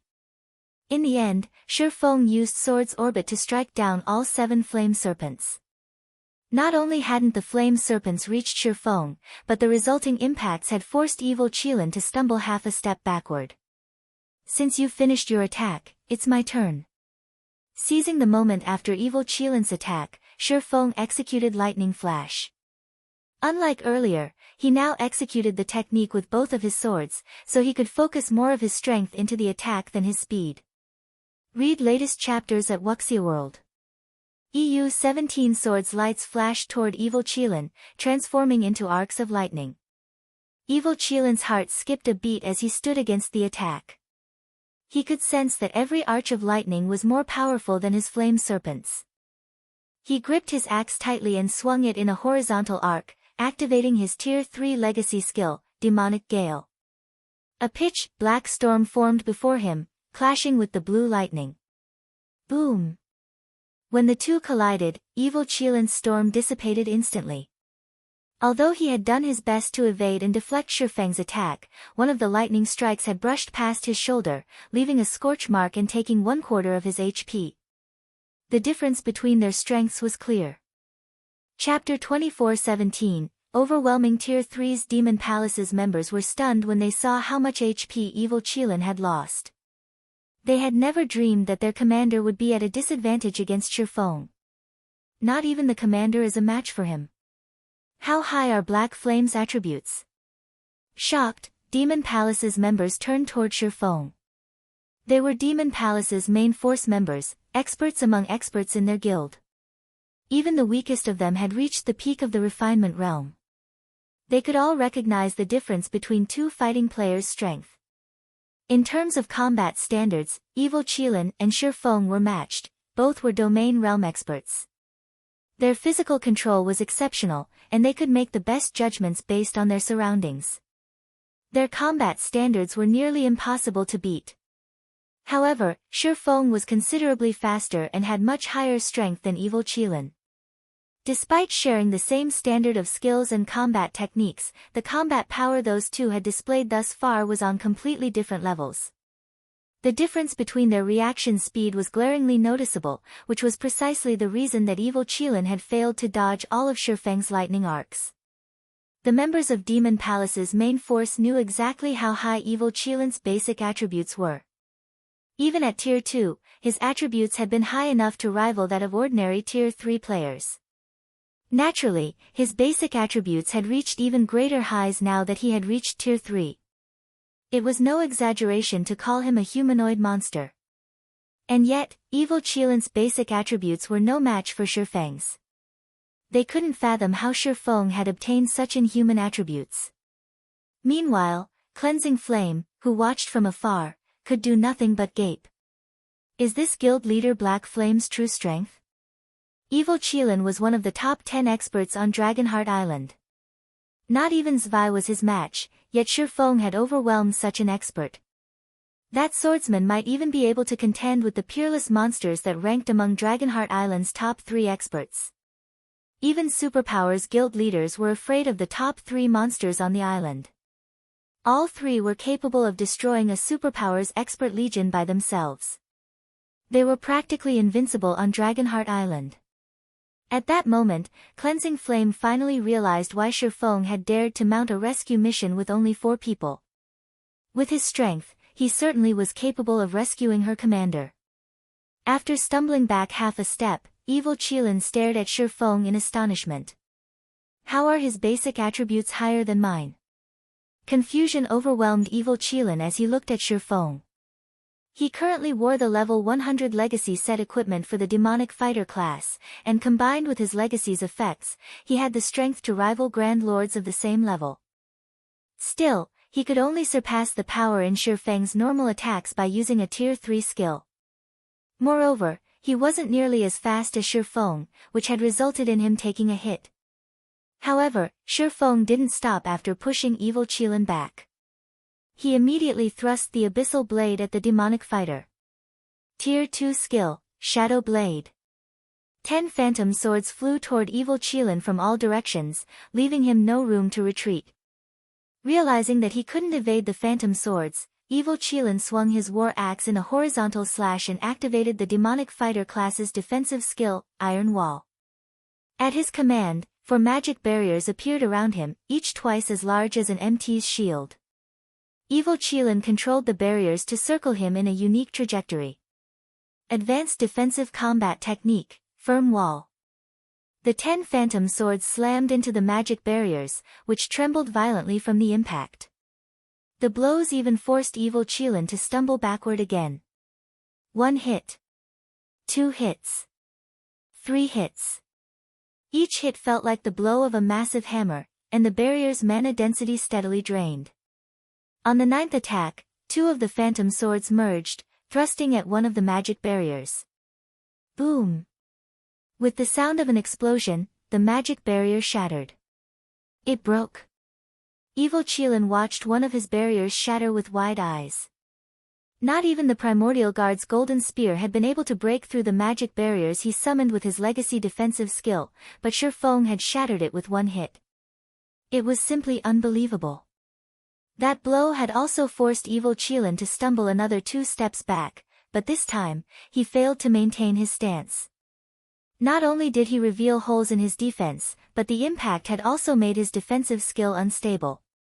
Taking advantage of the opportunity, Shifeng thrust Killing Ray at his opponent, and the sacred sword slid through Evil Qilin's weak point, heading straight for the demonic fighter's forehead. Shifeng's attack was far too fast for Evil Qilin to evade or defend, and as a result, he could only take the direct hit. If Killing Ray found its mark, the attack would be fatal. God's Domain had undergone so many updates, and now, injuries would affect players' performance in battle. If players injured their arm, for example, the limb would be difficult to control for a while. If players received a head injury, their perception and total physical control would suffer. Evil Qilin was no match for Shifeng's reaction speed in the first place. If he lost even more reaction speed, he'd be a lamb for the slaughter. Just as Killing Ray's tip was about to slice into Evil Qilin's forehead, an icy greatsword enveloped in azure flames descended from above and landed between Shifeng and his opponent. The interruption halted Killing Ray's advance, giving Evil Qilin room to breathe. Mana control. When Shifeng saw the disintegrating greatsword, he couldn't help but glance at the female demonic fighter that was walking toward him. Demonic fighters in God's Domain fell into 2 main categories. The first type of demonic fighter used mana to amplify their strength, while the second type wielded mana as a weapon. Both Dark Scorpion and Evil Qilin were strength-type demonic fighters. This female demonic fighter, however, was a control type. The icy greatsword reappeared in the female demonic fighter's hand, radiating a bone-chilling cold that plummeted the temperature in the tunnel. "I'm coming, Commander. Let's see if he can stop us together." Twilight Dawn, another vice-commander from Demon Palace's main force, shouted as she began to manipulate her icy greatsword again. The weapon split into 6 smaller swords of ice that spun around Shifeng. Advanced combat technique, Windwheel. Evil Qilin did not reject Twilight Dawn's help. He now knew that he couldn't defeat Shifeng on his own, and defeating this swordsman was of the utmost importance. If they lost here, the prestige Demon Palace had earned on Dragonheart Island would vanish. Following which, Evil Qilin raised his war axe and leaped into the air. He then smashed the axe down on Shifeng, transforming the weapon into a blazing meteor mid-swing. The meteor carried so much power that space around it began to fragment. Tier 3 Legacy Skill, Falling Strike. With the commander and vice-commander working together, Black Flame is dead for sure. Demon Palace members regained their confidence and excitement as they watched the blazing meteor and ice swords fly toward Shifeng. Twilight Dawn might not have as much combat power as Dark Scorpion, but her coordination with Evil Qilin was far better. With attacks coming at him from all directions, Shifeng wouldn't come out unscathed. Not bad. Shifeng praised as he watched the 8-meter radius meteor and 6 ice swords. His gaze hardening, Shifeng slashed Killing Ray at the axe-turn meteor while he swung Abyssal Blade to counter the icy swords around him. Dragon Breath. 9 Dragon's Slash. A brilliant beam of white light shot through the air, crashing into the descending meteor. When the 2 attacks collided, bright light illuminated the tunnel as if the sun had just appeared. After a brief moment, the white beam devoured the blazing meteor.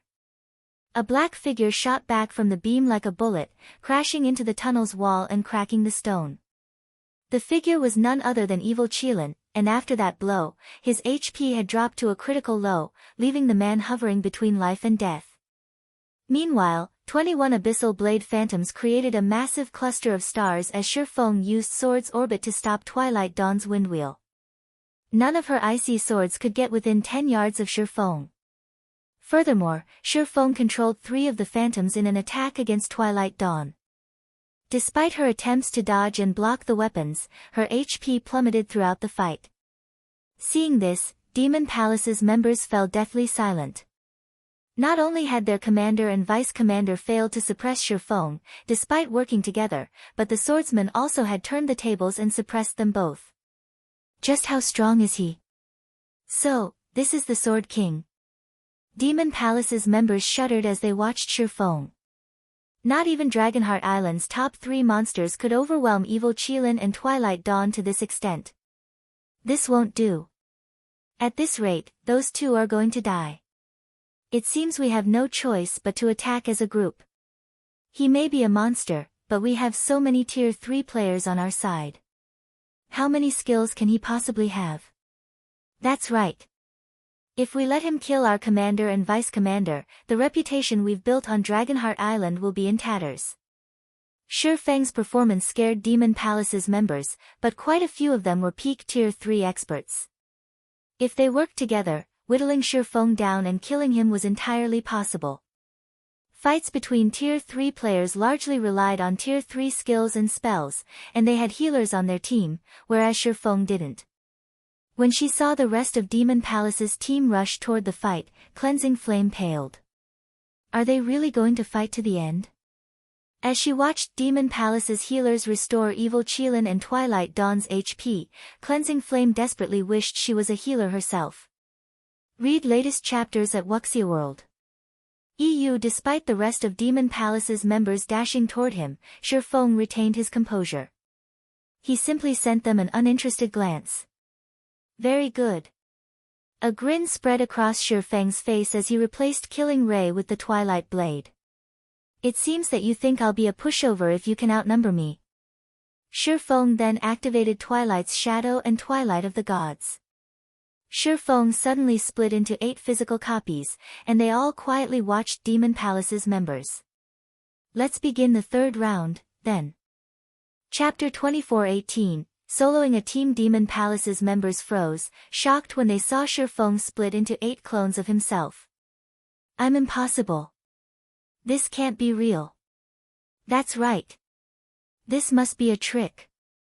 These doppelgangers must be fake.